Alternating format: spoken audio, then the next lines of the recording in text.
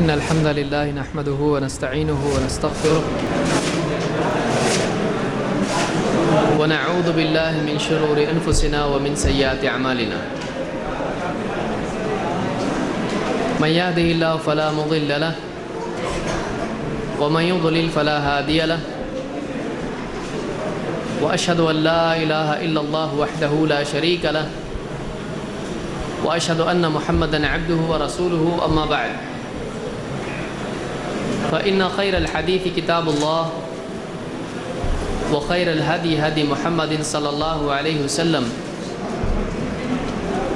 وشر الأمور محدثاتها وكل محدثة بدعة وكل بدعة ضلالة وكل ضلالة في النار.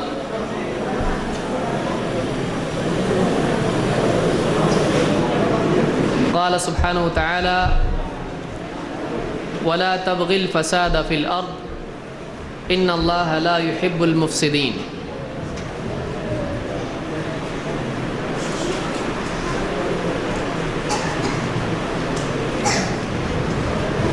اگر آج عالمی سطح پر میڈیا کا چاہے وہ پرنٹ میڈیا ہو یا انٹرنیٹ ہو الیکٹرانک میڈیا جو بھی ہو، اگر جائزہ لیا جائے تو ایک چیز ہمارے سامنے آتی ہے کہ عام طور سے عالمی سطح پر اسلام کو تختہ مشق بنایا جا رہا ہے۔ عام طور سے لوگ اسلام کے بارے میں جو ان کے جی میں آتا ہے کہنے لگیں، اور ایک طرف اسلام کا بڑھتا سیلاب ہے، لوگ ایک ایک کر کے مختلف ممالک میں مرد ہوں یا عورت ہوں، جن میں عورتوں کی گنتی زیادہ ہے، ایک طرف تو بہت سارے لوگ اسلام میں داخل ہو رہے ہیں، اور دوسری طرف اسلام کو پورے عالم کے لیے ایک خطرہ، ایک مصیبت، ایک بلا ثابت کرنے کی کوشش کی جا رہی ہے۔ عام ذہنوں میں ایک بات ڈالنے کی کوشش کی جا رہی ہے کہ اسلام انسانیت کے لیے خطرہ ہے۔ اسلام بھی اور مسلمان بھی انسانیت کے لیے خطرہ ہیں، اور اسلام ایک ایسا دین ہے جو امن کی بجائے سماج میں فساد چاہتا ہے۔ اور بعض اوقات دنیا میں ایسا ہوتا ہے کہ ایک جھوٹ کئی بار بولا جائے اور کئی لوگ مل کے الگ الگ علاقوں میں ایک ہی جھوٹ بولے تو سننے والوں کو وہ جھوٹ بھی سچ لگنے لگتا ہے۔ باطل کا عام طور سے ایک قاعدہ یہ بھی ہوتا ہے کہ جھوٹ کو اتنا بولو، اتنا دہراؤ کہ سننے والے اس جھوٹ کو سچ سمجھنے لگے۔ اور یہی وجہ ہے کہ میڈیا کے ذریعے اسلام کے بارے میں یہ جھوٹ کہ اسلام امن کے خلاف دین ہے، ایک ایسا دین ہے جو امن کے خلاف ہے، یہ امن پسند دین نہیں ہے، اتنا زیادہ بولا گیا کہ آج انسانیت کی اکثریت اسلام کا نام آتا ہے، مسلمانوں کا نام آتا ہے تو گھبرانا شروع ہو جاتے ہیں۔ اس سے پہلے ماحول نہیں تھا، لیکن آج ایک ایسا ماحول ہو گیا ہے کہ ایک مسلمان کرتا پاجامہ، داڑھی، ٹوپی ایک دم پابند ظاہری اعتبار سے دکھائی دے، اور کسی ایسی جگہ پر چلا جائے جہاں سب جنٹلمین ہوں تو سارا ماحول خاموش ہو جاتا ہے۔ اور سب اپنی چیزیں چھوڑ کے اس کو دیکھنے لگتے ہیں کہ بھائی کیا مصیبت ہے، کچھ گڑبڑ کرنے تو نہیں آئے یہاں پہ۔ چاہے وہ ٹرین میں جلدی سے چڑھنے والا مسافر ہو کہ اس کو ٹرین پکڑنا ہے، بھائی جلدی سے چڑھ رہا ہو ٹرین کے اندر، دوڑتا ہوا آ رہا ہے پلیٹ فارم پہ، اب دیکھنے والے اس کو دیکھتے ہی ڈر جاتے ہیں کہ کیا کرنے دوڑ رہا ہے، حالانکہ اور لوگ بھی دوڑ رہے ہیں، لیکن اس کو دیکھ کر لوگ یہ سمجھنے لگ جاتے ہیں یہ کچھ گڑبڑ کرنے کے لیے آیا ہے۔ کوئی آدمی پلین میں بیٹھے، لوگ بار بار اخبار سے نگاہ اٹھا کے اس کو دیکھتے ہیں کیا کر رہا ہے یہ۔ کوئی آدمی کوئی باکس لے کے اگر چڑھے کسی بس میں، اب اس باکس میں کیا ہے؟ بچوں کے کھلونے ہیں، اس باکس میں کتابیں ہیں، اگر وہ باکس سامنے رکھ دے، جگہ نہیں ہے سیٹ کے نیچے تو آگے رکھ دے، تو سب لوگ ڈر کے سوچتے ہیں کچھ اس میں ہے، اس میں کچھ مصیبت ہے۔ ایسا کیوں ہوا ہے؟ اس میں بہت بڑا دخل میڈیا کا ہے، جس نے صرف مسلمانوں کو اور اسلام کو اس پس منظر میں ذکر کیا، ہاں اسلام ایسا ہے، مسلمان ایسے ہیں۔ حالانکہ آپ دیکھیں گے کہ چاہے مسلمان ہو چاہے غیر مسلم ہو، کسی بھی دین دھرم کے کوئی بھی لوگ ہوں، ہر دین کے ماننے والوں میں اچھے لوگ بھی ہوتے ہیں، برے لوگ بھی ہوتے ہیں۔ مسلمانوں میں بھی اچھے لوگ ہیں، برے بھی ہیں، اسی طرح سے دوسرے دین کے لوگ ہیں، ان میں بھی ایسے لوگ ہیں جو امن پسند ہیں، اور ان میں ایسے لوگ بھی ہیں جو سماج کے اندر شرارت کرنا چاہتے ہیں۔ تو ہر دین کے ماننے والوں میں اچھے اور برے دونوں ہوتے ہیں، لیکن بدقسمتی سے اور مسلمانوں کی غفلت کی وجہ سے، لاپرواہی کی وجہ سے، ایک بہت بڑا المیہ اس دور کا یہ ہے کہ اسلام کے بارے میں عام ذہنوں میں یہ بات پائی جاتی ہے کہ اسلام ایک ایسا دین ہے جو ٹیررزم کو فروغ دیتا ہے، اسلام ایک ایسا دین ہے جو سماج میں امن نہیں چاہتا ہے، اسلام ایک ایسا دین ہے جو عام انسانوں کی جانوں کے خلاف ہے، جان کا دشمن ہے، سماج میں فساد، لوٹ مار، قتل، غارت گری، جنگیں، اسلام اس کو پسند کرتا ہے۔ اسلام کی نگاہ میں جو مسلمان نہیں ہیں ان کی جان کی کوئی ویلیو نہیں، ایسا میڈیا پریزنٹ کر رہا ہے، حالانکہ حقیقت اگر آپ دیکھیں تو بالکل اس کے برعکس ہے۔ اسلام ہی وہ دین ہے جس نے جانور صفات انسانوں کو ایک دوسرے کے ساتھ صحیح سلوک کرنے کی تعلیم دی ہے۔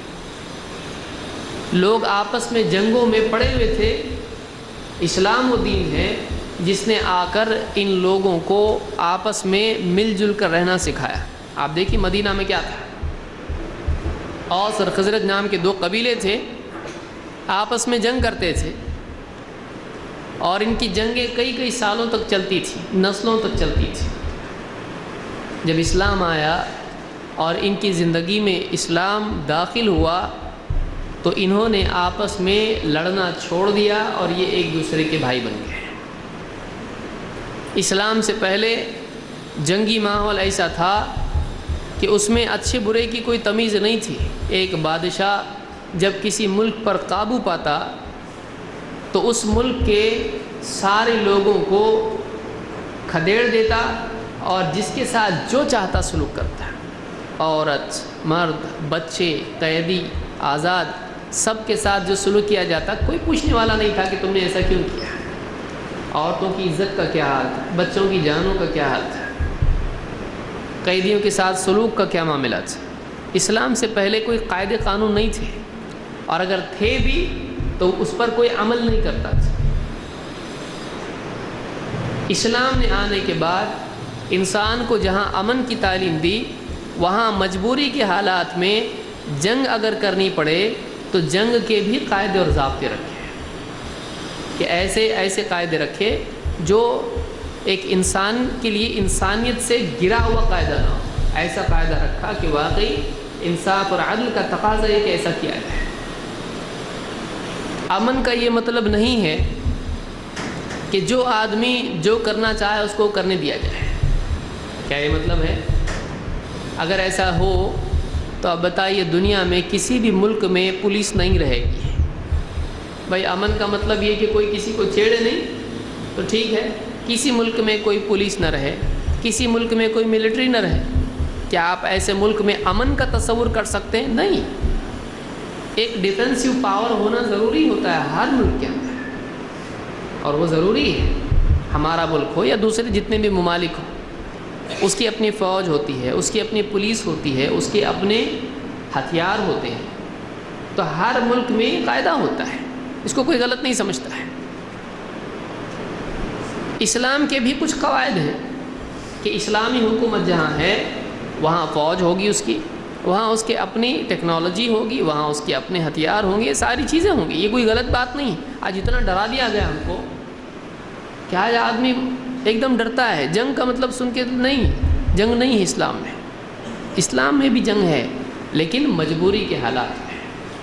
جب مسلمانوں کو مجبور کر دیا جائے, اور اسلامی حکومت کا حاکم, یہ نہیں کہ آپ اپنے طور پر کچھ بھی نکل جائیں 4 ہتھیار لے کے اور پورے گاؤں میں کچھ بھی کرنا شروع کریں, یہ اسلام میں نہیں ہے.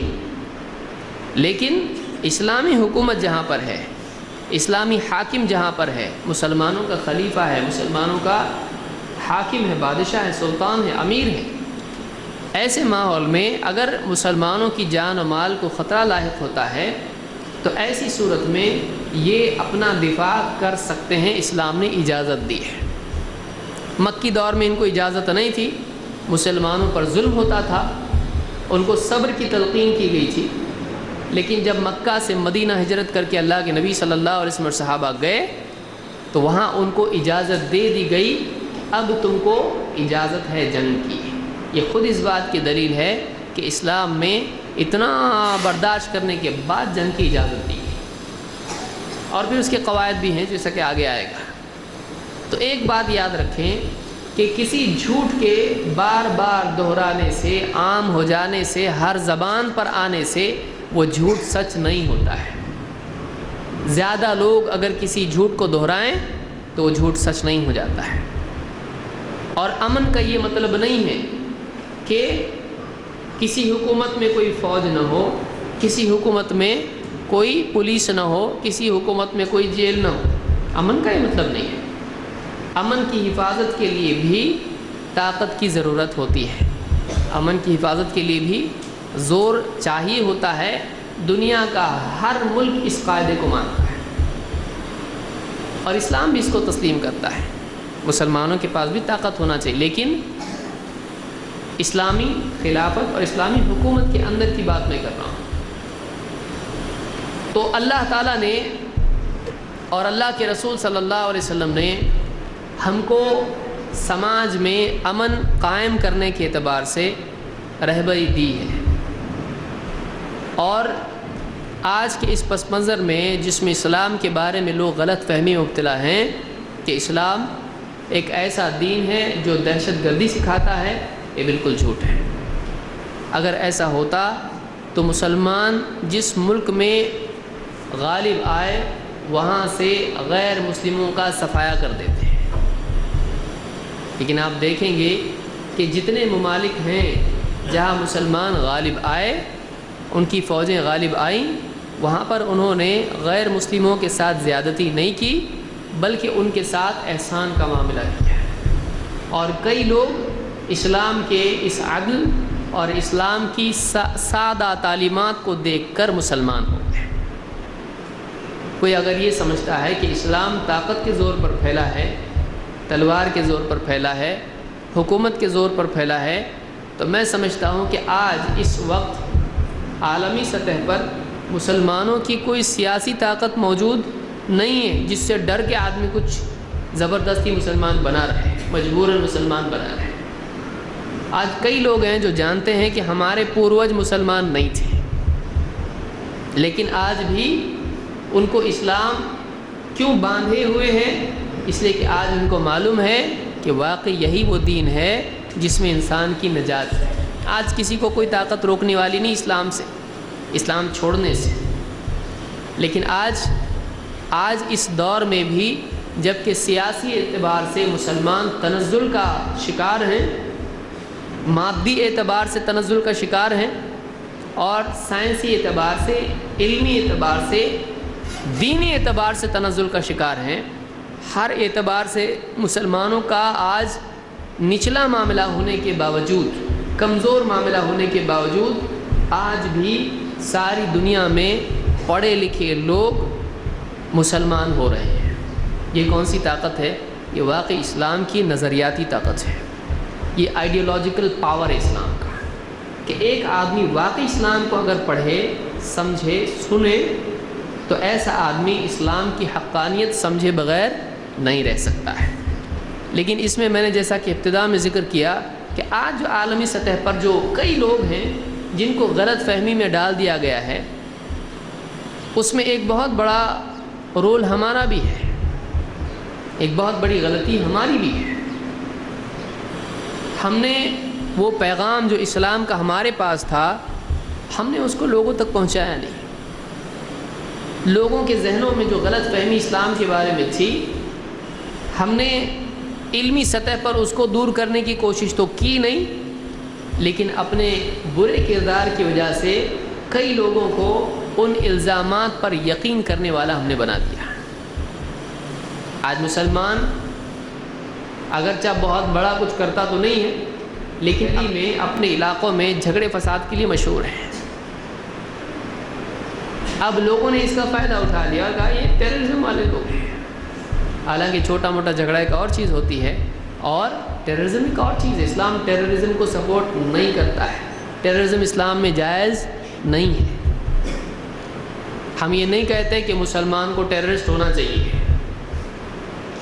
یہ لاجیکلی کس طرح سے کوئی آدمی ثابت کرے اس کا اپنا مسئلہ ہے۔ ہم یہ کہتے ہیں مسلمان کو امن پسند ہونا چاہیے اور امن کی حفاظت کرنے والا ہونا چاہیے۔ اس کو سماج میں ایسا رہنا چاہیے کہ اس سے کسی کو تکلیف نہ ہو، اس کو سماج میں ایسا رہنا چاہیے کہ وہ سماج میں دوسرے افراد کو تکلیف سے بچانے والا ہو۔ کیونکہ ہمارے نبی کون تھے؟ اللہ تعالیٰ نے کیا فرمایا؟ وَمَا أَرْسَلْنَاكَ إِلَّا رَحْمَةً لِلْعَالَمِينَ، کہ ہمارے نبی کو اللہ تعالیٰ نے عالمین کے لیے رحمت بنا کر بھیجا تھا۔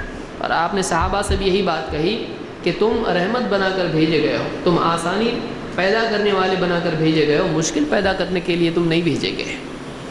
تو پہلی بات یہ یاد رکھیں کہ ایک جھوٹ دہرانے سے وہ سچ نہیں ہو جاتا ہے۔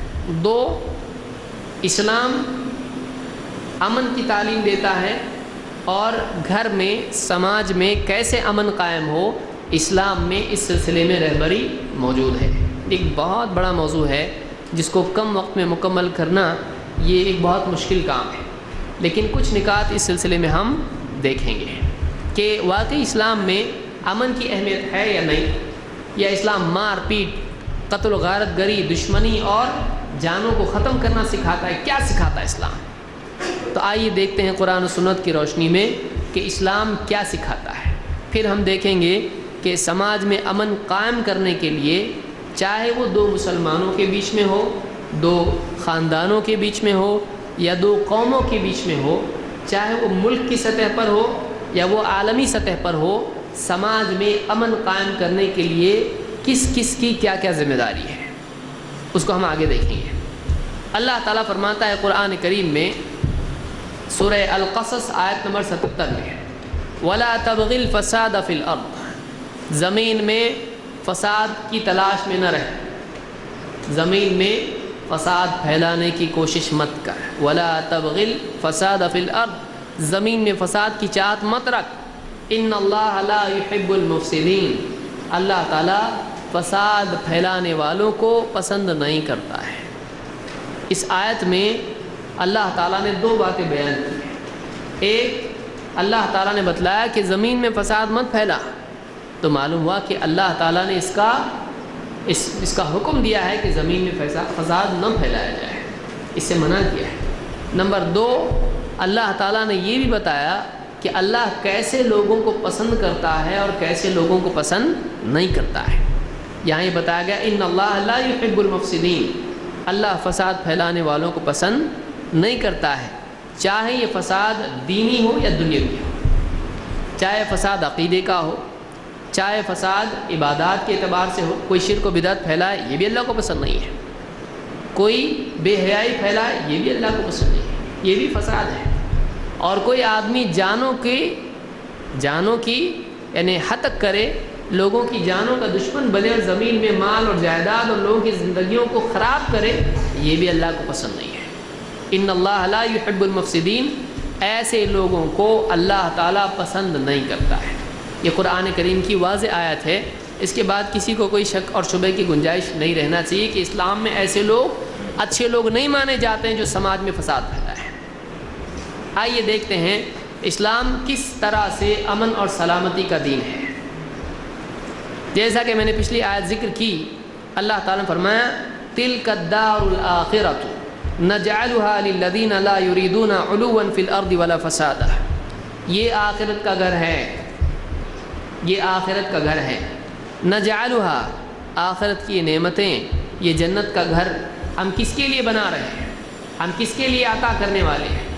نَجْعَلُهَا لِلَّذِينَ لَا يُرِيدُونَ عُلُوًّا فِي الْأَرْضِ وَلَا فَسَادًا، آخرت کا گھر ہم نے اس کے لیے بنایا ہے جو زمین میں بڑائی، گھمنڈ، تکبر اور فساد کو تلاش نہیں کرتے ہیں، جو زمین میں فساد پھیلانا نہیں چاہتے، جو زمین میں گھمنڈ کرنا نہیں چاہتے، جو زمین میں دوسروں کو چھوٹا بنا کے خود بڑا نہیں بننا چاہتے ہیں، آخرت کا گھر ان لوگوں کے لیے ہے۔ تو یہاں پر یہ بتایا گیا کہ اللہ تعالیٰ نے نہ صرف یہ کہ زمین میں فساد پیدا کرنے سے منع کیا ہے، بلکہ یہاں یہ بات بھی ہے کہ اللہ تعالیٰ نے وہ جڑ بتا دی جہاں سے اصل فساد شروع ہوتا ہے۔ سماج میں ایک آدمی اپنے کو بڑا اور دوسروں کو چھوٹا جب دیکھتا ہے طاقت کے اعتبار سے، تو وہ اپنی بڑائی جتانے کے لیے کمزور کو دباتا ہے، اپنی بڑائی جتانے کے لیے کمزور پر ظلم کرتا ہے تاکہ لوگ دیکھ لیں کہ کتنا طاقتور ہے۔ اللہ تعالیٰ نے یہاں پر فرمایا کہ آخرت کا گھر ایسے لوگوں کے لیے نہیں ہے جو زمین میں فساد پھیلائیں، جو زمین میں اپنی بڑائی کو ثابت کرنا چاہے، جو بڑے بننے کی کوشش کرے۔ آخرت کا گھر اس کے لیے ہے جو زمین میں امن کے ساتھ رہے، دوسروں کی سلامتی کا ذریعہ بنے اور چھوٹا بن کے جیے، آخرت اس کے لیے ہے۔ تو اس سے ایک اسلام کی بہت اہم تعلیم معلوم ہوتی ہے، اسلام زمین میں بڑائی، تکبر، گھمنڈ اور فساد کو پسند نہیں کرتا ہے، اور فساد کی اصل جڑ بڑائی ہوتی ہے، گھمنڈ ہوتی ہے۔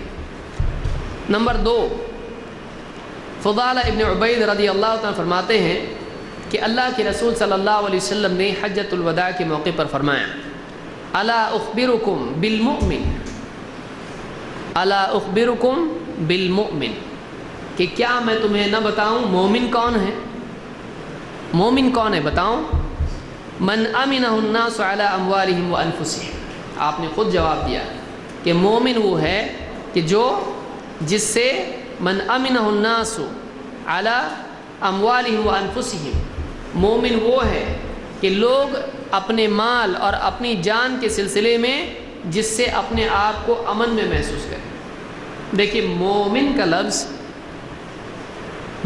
لفظ امن سے جڑا ہوا ہے، ایمان، امن، یہ دو لفظ ہیں جو مومن سے جڑے ہوئے ہیں۔ اور مسلم کا لفظ اسلام اور سلامتی سے، سلام سے جڑا ہوا ہے۔ بتائیے، اسلام مسلم میں سلامتی کا معنی اپنے آپ آ جاتا ہے، اور مومن میں امن کا معنی اپنے آپ آ جاتا ہے۔ تو امن اور سلامتی، یہ جو دو لفظ ہیں، آج عالمی سطح پر بہت اس کو دہرایا جا رہا ہے، امن سلامتی، امن سلامتی۔ امن کا لفظ ایمان سے، مومن سے جڑا ہوا ہے، اور سلامتی کا لفظ اسلام اور مسلم سے جڑا ہوا ہے۔ تو واقعی مومن کون ہے؟ آپ نے فرمایا جو آدمی ایسا ہو کہ لوگ اپنے مال اور اپنی جان کو جس سے امن میں محسوس کریں، وہ آدمی مومن ہے، حقیقی مومن وہ ہے۔ والمسلم من سلم الناس من لسانہ ویدہ، اور مسلم وہ ہے کہ لوگ جس کی زبان سے اور جس کے ہاتھوں سے سلامت رہیں، جس کی زبان سے اور اس کے ہاتھوں سے سلام۔ اسلام صرف ہاتھ کی تکلیف سے لوگوں کو روکتا نہیں ہے، بلکہ اسلام یہ بھی سکھاتا ہے کہ تم زبان سے بھی کس کو تکلیف مت دو۔ بتائیے کہ کسی کے ہاتھوں سے، کسی کے کام سے، کسی کی حرکتوں سے کسی کو تکلیف ہو، یہ تو ہے ہی ہے، لیکن بہت بڑی تکلیف کب پہنچتی ہے؟ جب آدمی اپنی زبان کا غلط استعمال کرتا ہے۔ تو اسلام کی تعلیمات میں تو یہ ہے کہ ایک آدمی اپنے آپ کو ایسا بنا لے کہ لوگوں کو اس کے بارے میں کوئی ڈر ہی نہ رہے، اس کو کوئی ڈر ہی نہ رہے۔ یہ نہیں، یہ کبھی ایسا نہیں کر سکتا ہے۔ ہماری جان کو، ہمارے مال کو اس سے کوئی ڈر نہیں ہے۔ اتنا اچھا اپنے آپ کو مسلمان بنائے، وہ مومن ہے۔ اور عملی اعتبار سے وہ زبان اور عمل سے، ہاتھ سے کسی کو تکلیف نہ دے، واقعی یہ مسلم ہے۔ تو اب بتائیے اسلام کی تعلیم کیا ہے؟ ایسا ہونا چاہیے پھر کہ مومن وہ ہے جو لوگوں کی جان کا دشمن بن جائے، اور مسلم وہ ہے کہ جس کو دیکھتے ہی لوگ بھاگ کھڑے ہوں۔ ایسا ہے نہیں ہے۔ لوگ جس سے، اب یہ لوگ کون ہیں؟ مسلمان ہیں۔ بتائیے جب مومن کے بارے میں کہا جائے گا تو اس کے بالمقابل دوسرے لوگ ہوں گے۔ اس کا کردار اتنا اعلیٰ ہو کہ لوگ اپنی جان و مال کو اس سے محفوظ سمجھیں، اس سے کوئی ڈر نہیں ہے، اور اس کی زبان اور ہاتھ سے دوسروں کی عزت اور دوسروں کی زندگیاں محفوظ رہیں۔ ایسا مسلم اور مومن کو ہونا چاہیے۔ اس حدیث کو امام احمد اور ابن ماجہ نے روایت کیا ہے، اور الفاظ احمد کے ہیں۔ یہ اسلام کی تعلیم ہے۔ اسی طرح سے اسلام کے بارے میں جیسا کہ میں نے شروع میں ذکر کیا، ایک بہت بڑا جھوٹ یہ ہے کہ اسلام تلوار کے زور پر پھیلا۔ حالانکہ اگر کوئی آدمی قرآن کا مطالعہ کرے تو بنیادی طور پر اس کو ایک بہت اہم بات معلوم ہوگی، وہ یہ کہ اسلام میں تو زبردستی دین میں داخل کرنا ہی جائز نہیں ہے۔ جو آدمی کسی کو زبردستی دین میں داخل کرے وہ نیکی کی بجائے گناہ حاصل کرے گا۔ کیوں؟ اس لیے کہ اللہ نے منع کیا ہے، اور منع کیے ہوئے کام پر نیکی نہیں ہوتی، اس پہ گناہ ہوتا ہے۔ تو اسلام میں تو کسی کو اسلام میں داخل کرنے کے لیے زبردستی کرنا، اس کو ڈرا دھمکا کے مسلمان بنانا، اسلام میں یہ نیکی نہیں ہے، یہ گناہ ہے۔ تو آپ بتائیں کہ کیسے کہا جا سکتا ہے کہ اسلام لوگوں کو زبردستی مسلمان بنانا چاہتا ہے، لوگوں کی جانوں کو ڈرا دھمکا کے ان کو اسلام میں داخل کرنا چاہتا ہے؟ اسلام میں ایسا نہیں ہے۔ اللہ تعالیٰ نے قرآن کریم میں فرمایا لا اکراہ فی الدین قد تبین الرشد من الغی۔ لا اکراہ فی الدین، اسلام میں داخل کرنے کے لیے کوئی زبردستی نہیں کی جائے گی۔ بعض لوگ یہ سمجھتے ہیں لا اکراہ فی الدین کا مطلب یہ ہے کہ مسلم معاشرے میں اگر کوئی آدمی غلط کام کر رہا ہے تو کوئی اس کو روکے نہیں۔ اگر کوئی آدمی نماز نہیں پڑھتا ہے، کوئی بولے کہ نماز پڑھا کرو، بولے لا اکراہ فی الدین، پڑھنا ہے پڑھوں گا، نہیں پڑھنا ہے نہیں پڑھوں گا، دین میں زبردستی نہیں۔ تمہارا لکم دینکم ولی دین، تمہارے لیے تمہارا دین، میرے لیے میرا دین۔ یہ معنی اس آیت کے نہیں ہے۔ اس آیت میں جو بات کہی گئی ہے وہ غیر مسلموں کے تعلق سے ہے۔ ہاں جب مسلمان آدمی ہو جائے گا تو اگر وہ اسلام پہ نہیں چلے گا تو ظاہر بات ہے مسلمان اس کو صحیح کرنے کے لیے سیدھے راستے پر لا سکتے ہیں۔ جیسے ایک بچہ ہے، اگر 7 سال میں وہ نماز سیکھنے کے بعد 10 سال کا ہونے کے بعد بھی نماز نہیں پڑھتا ہے تو باپ کو کیا کہا گیا ہے کہ اگر وہ 10 سال کا ہونے کے باوجود نماز نہ پڑھے اور ضد کرے تو اس کو مارو۔ وہاں وہ نہیں کہہ سکتا ہے لا اکراہ فی الدین، دین میں زبردستی نہیں۔ کوئی آدمی غلط کام کر رہا ہے اور آپ کے پاس طاقت ہے اس کو روکنے کی، تو آپ اس کو ہاتھ سے روکیں، اس لیے کہ برائی کو روکنے کا پہلا مرحلہ کیا ہے؟ ہاتھ سے روکا جائے۔ اس کی طاقت نہیں زبان سے، اس کی طاقت نہیں دل سے۔ وہاں آدمی نہیں کہہ سکتا کہ دین میں زبردستی نہیں۔ تو اسلامی معاشرے میں کچھ قواعد ہوتے ہیں، وہ ایک الگ چیز ہے، لیکن ایک غیر مسلم کو آپ زبردستی اسلام میں داخل کر سکتے ہیں؟ نہیں۔ یہی بات اللہ تعالیٰ نے یہاں کہی، اور اگر آپ تفسیر کی کتابیں دیکھیں تو اس کے پس منظر میں یہی بات آپ کو ملے گی۔ تو اللہ نے فرمایا لا اکراہ فی الدین، یعنی اسلام میں، دین میں داخل کرنے کے لیے کوئی زور زبردستی نہیں کرنی چاہیے۔ کیوں؟ قد تبین الرشد من الغی، اس لیے کہ ہدایت گمراہی سے چھٹ کے الگ ہو چکی ہے۔ جب حق اور باطل واضح ہو چکا ہے تو زبردستی کرنے کی ضرورت ہے نہیں ہے۔ آپ بتائیے کسی کو سامنے سے دکھائی دے کہ پہاڑ پہ سے پتھر لڑکتا ہوا آ رہا ہے اور اس کو کچل کے نکل جائے گا، آپ کا کام صرف اتنا ہے کہ آپ بتا دیں کہ سامنے سے پتھر آ رہا ہے، اس کی خود سمجھ میں آ جائے گا کہ بھائی بازو ہٹنا چاہیے۔ یہ اتنا بڑا مسئلہ نہیں ہے کہ اس کو زبردستی پکڑ کے کھینچنے کی کوشش کی جائے اور اپنے آپ کو چھڑائے۔ حق کو اتنا زیادہ اچھی طرح سے قرآن و حدیث میں واضح کر دیا جا چکا ہے کہ اگر صحیح طریقے سے اس کو پیش کیا جائے زبردستی کی ضرورت باقی رہے گی نہیں۔ تو اللہ نے فرمایا کہ حق اتنا واضح ہو چکا ہے، گمراہی اور حق، ہدایت اور گمراہی دونوں الگ ہو چکے ہیں، اب زبردستی کرنے کی ضرورت نہیں ہے، بس پیش کرو کافی ہے۔ تو ہم کو یہ بات کہی گئی ہے کہ ہم دین کے سلسلے میں زبردستی نہ کریں بلکہ لوگوں کے سامنے اسلام کو پیش کریں۔ جو لوگ یہ کہتے ہیں کہ اسلام میں دیکھو زبردستی ہے، دباؤ لوگوں پہ ڈالا جاتا ہے، تلوار کے زور پر اسلام پھیلا ہے، بادشاہوں نے لوگوں کو زبردستی مسلمان بنایا، یہ ساری باتیں ہسٹوریکلی غلط ہیں۔ اس لیے کسی تاریخ دان نے ایسا نہیں کہا، بہت سارے سیاست داں ایسا کہہ سکتے ہیں، اس کو یاد رکھیے۔ ہسٹوریکلی ایسا کچھ نہیں ہے، تاریخی اعتبار سے بات صحیح نہیں ہے۔ ہاں کوئی آدمی پولیٹیکلی ایسا کہے تو اس کی اپنی مرضی، کچھ بھی بول سکتا ہے۔ اسلام میں ایسا نہیں، اسلام میں لوگوں کو زبردستی مسلمان نہیں بنایا جا سکتا ہے، تو اسلام زبردستی نہیں سکھاتا ہے۔ اس کے بعد اور ایک چیز، چوتھی بات، اسلام میں یہ بات کہی گئی ہے کہ ایک مسلمان ایک غیر مسلم پر بھی ظلم نہیں کر سکتا ہے۔ اگر اسلام دہشت گردی سکھاتا ہے تو اسلام میں ایسا ہونا چاہیے کہ مسلمان غیر مسلموں پہ خوب ظلم کرے، لیکن اسلام میں ایسا نہیں ہے۔ اسلام ایک امن پسند دین ہے اور اسلام عدل اور انصاف والا دین ہے، اس لیے اس میں ایسا سکھایا گیا ہے کہ ایک مسلمان بھی ایک غیر مسلم پر ظلم نہیں کر سکتا ہے۔ اللہ کے نبی صلی اللہ علیہ وسلم فرماتے ہیں اتقوا دعوت المظلوم وان کان کافرا، مظلوم کی بد دعا سے بچ، مظلوم کی بد دعا سے بچ، چاہے وہ کافر ہی کیوں نہ ہو، چاہے وہ کافر ہی کیوں نہ ہو۔ فإنہ لیس دونہا حجاب، اس لیے کہ اس کے اور اللہ کے بیچ میں کوئی حجاب نہیں ہوتا ہے، یعنی اس کی دعا اللہ کے ہاں پہنچ کے رہتی ہے، اللہ اس کی بھی دعا کو قبول کرتا ہے۔ تو ایک غیر مسلم کافر اگر ایک مسلمان اس پر ظلم کرے اور اللہ کو پکارے تو اللہ تعالیٰ اس غیر مسلم کی اس دعا کی وجہ سے مسلمان کو پکڑ سکتا ہے۔ اسلام ایسا دین ہے، اسلام اتنا عدل اور انصاف والا دین ہے کہ اگر ایک غیر مسلم بھی اللہ سے مسلمان کے خلاف دعا کرے تو اللہ تعالیٰ سارے بندوں کا رب ہے، وہ مظلوم کے ساتھ ہوگا، وہ اس مسلمان کی پکڑ جس نے ایک غیر مسلم پہ ظلم کیا ہے۔ بتائیں اسلام ٹیررزم سکھاتا ہے؟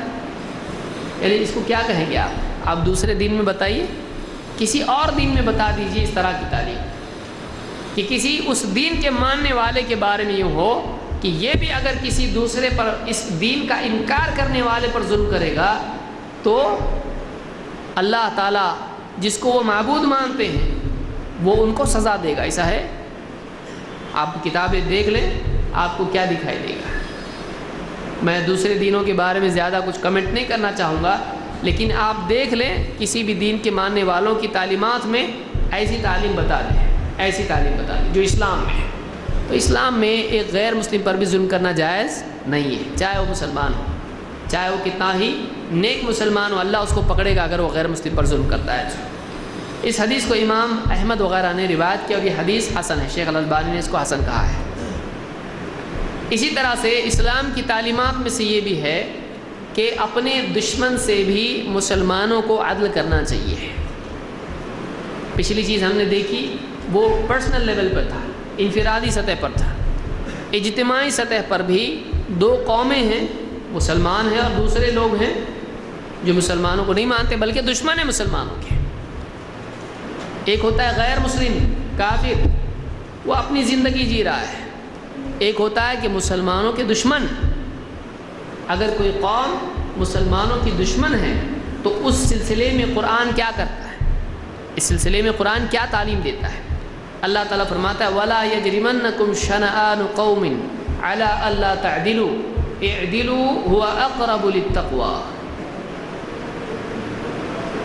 وَلَا يَجْرِمَنَّكُمْ شَنَآنُ قَوْمٍ عَلَىٰ أَلَّا تَعْدِلُوا کسی قوم کی دشمنی تم کو اس بات پر آمادہ نہ کرے کہ تم اس قوم کے ساتھ ناانصافی کرنے لگو۔ دشمن ہے تو چلتا ہے سب، ظلم کرو انصاف کرو ایک ہی بات ہے، دشمن پر تو ظلم ہی کرنا ہوتا ہے۔ عام دنیا کا قاعدہ یہ ہے، دشمن اگر پکڑ میں آ جائے تو اس کو کچل دو، اس کو مسل دو، لیکن اسلام میں ایسا نہیں ہے۔ اسلام میں ہے کہ کسی قوم کی دشمنی تم کو اس بات پر آمادہ نہ کرے کہ تم ان کے ساتھ ناانصافی کرنے لگو۔ اعدلوا هو اقرب للتقویٰ، ان کے ساتھ عدل کا معاملہ کرو، ان کے ساتھ عدل و انصاف کا سلوک کرو، یہ تقویٰ سے زیادہ قریب ہے۔ تو اللہ نے تقویٰ کس کو قرار دیا کہ غیر مسلموں کے ساتھ بھی بلکہ دشمنوں کے ساتھ بھی ہم انصاف کا عدل کا معاملہ کریں، یہ اسلام کی تعلیم ہے۔ یہ سورہ المائدہ کی آیت نمبر 8 ہے۔ اور آگے آئیے، عملی سطح پر آپ غور کریں کہ اگر کسی ملک کے منسٹر، پرائم منسٹر، پریزیڈنٹ یا کوئی بڑا عہدے کا آدمی ہو، اگر اس کی جان کے خلاف کوئی آدمی کچھ کرتا ہے تو اس آدمی کی سزا عام طور سے کیا ہوتی ہے؟ اس کو قتل کیا جاتا ہے۔ لیکن آپ تعجب کریں گے کہ اسلام کی تاریخ میں اللہ کے نبی صلی اللہ علیہ وسلم کی جان کے خلاف کئی مرتبہ کوششیں کی گئیں، آپ کو قتل کرنے کی کئی کوششیں کی گئیں۔ باہر کوئی بات کر رہا ہے اس کو چپ کریں۔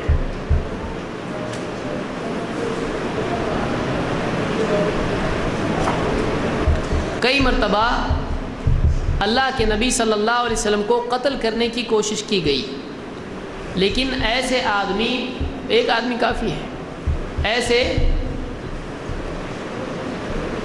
ایسے کئی لوگ جنہوں نے اللہ کے نبی صلی اللہ علیہ وسلم کو قتل کرنے کی کوشش کی، پکڑے جانے کے باوجود اللہ کے رسول صلی اللہ علیہ وسلم نے ان کو معاف کر دیا۔ ان کا جرم، ان کا گناہ ثابت ہو جانے کے باوجود آپ نے ان کو معاف کیا۔ آپ پوری اتھارٹی تھے، آپ چاہتے تو ان کو قتل کر سکتے تھے، آپ چاہتے تو ان کے ٹکڑے کروا سکتے تھے، ان کو بازار میں ان کا جسم سولی دے کر لٹکا سکتے تھے، کوئی آپ کو پکڑنے والا نہیں تھا، کوئی آپ کو روکنے والا نہیں تھا۔ آپ کا حکم، آپ کی زبان سے نکلنے والے کلمات سماج میں اتھارٹی تھی، اور واقعی حق تھا آپ کو کہ کوئی آپ کی جان لینے کے لیے کچھ کرے اور پکڑا جائے تو اس کو قتل کیا جائے۔ آج یہی قاعدہ ہے، اساسینیشن اگر کوئی کرتا ہے، کوشش کرتا ہے، پکڑا جائے گا، اس کو قتل کیا جا سکتا ہے۔ لیکن اللہ کے نبی صلی اللہ علیہ وسلم نے کئی مرتبہ ایسا ہونے کے باوجود لوگوں کو معاف کر دیا ہے۔ اس کی ایک مثال ہم کو ملتی ہے، انس بن مالک رضی اللہ عنہ فرماتے ہیں ان امرأۃ یہودیۃ، ایک یہودی عورت اتت رسول اللہ صلی اللہ علیہ وسلم بشاۃ مسمومہ، اللہ کے رسول صلی اللہ علیہ وسلم کے پاس وہ ایک زہر آلود بکری کا شانہ گوشت لے کر آئی کھانے کے لیے، کھلانے کے لیے۔ فأکل منہا، آپ نے اس سے کھایا، اور مسند احمد کے الفاظ ہیں فقال انہا جعلت فیہ سما، آپ نے کہا اس عورت نے اس گوشت میں زہر ڈالا تھا۔ آپ نے جب کھایا اس کو تو آپ کو بتایا گیا کہ اس میں زہر تھا، آپ نے اس کو کھایا اور کھانے کے بعد کہا کہ اس میں زہر تھا۔ فجیء بہا الی رسول اللہ صلی اللہ علیہ وسلم، اس عورت کو لایا گیا آپ صلی اللہ علیہ وسلم کے پاس۔ فسألها عن ذلك، آپ نے اس سے اس بارے میں پوچھا۔ فقالت اردت لأقتلک، میں چاہتی تھی کہ آپ کو قتل کر ڈالوں۔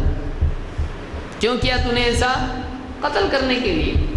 تو اب اقراری مجرم ہے، بول بھی رہی کہ ہاں ثابت ہو گیا، اس کو موٹیو کہتے ہیں، وجہ بھی ثابت ہو گئی کیوں کیا ایسا۔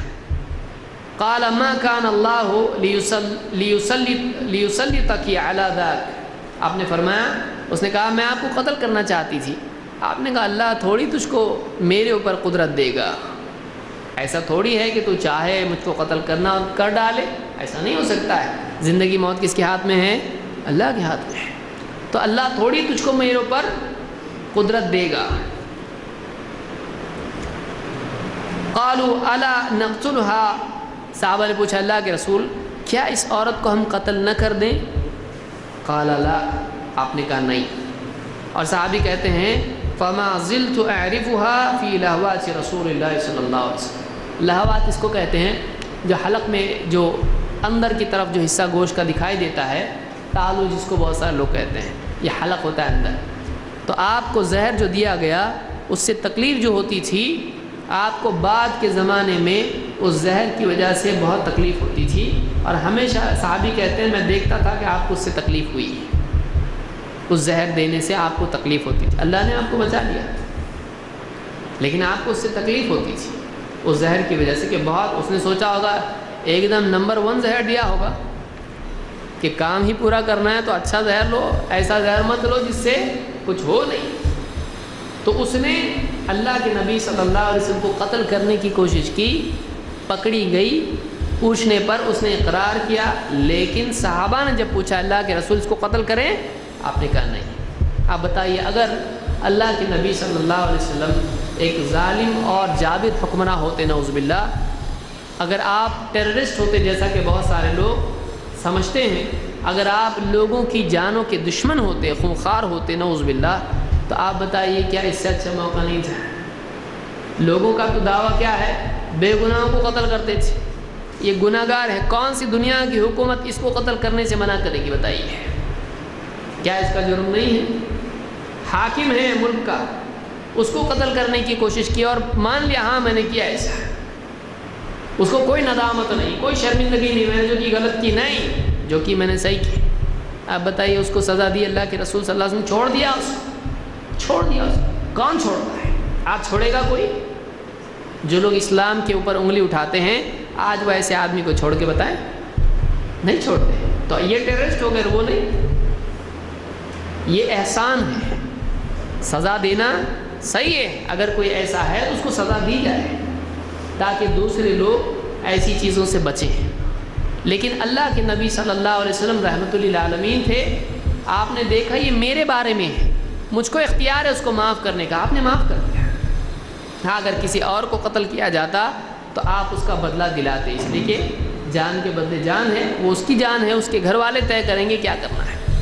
لیکن آپ نے اپنے بارے میں جس نے آپ کی جان کے لیے آپ کو ہلاک کرنے کی کوشش کی، آپ نے اس کو معاف کر دیا۔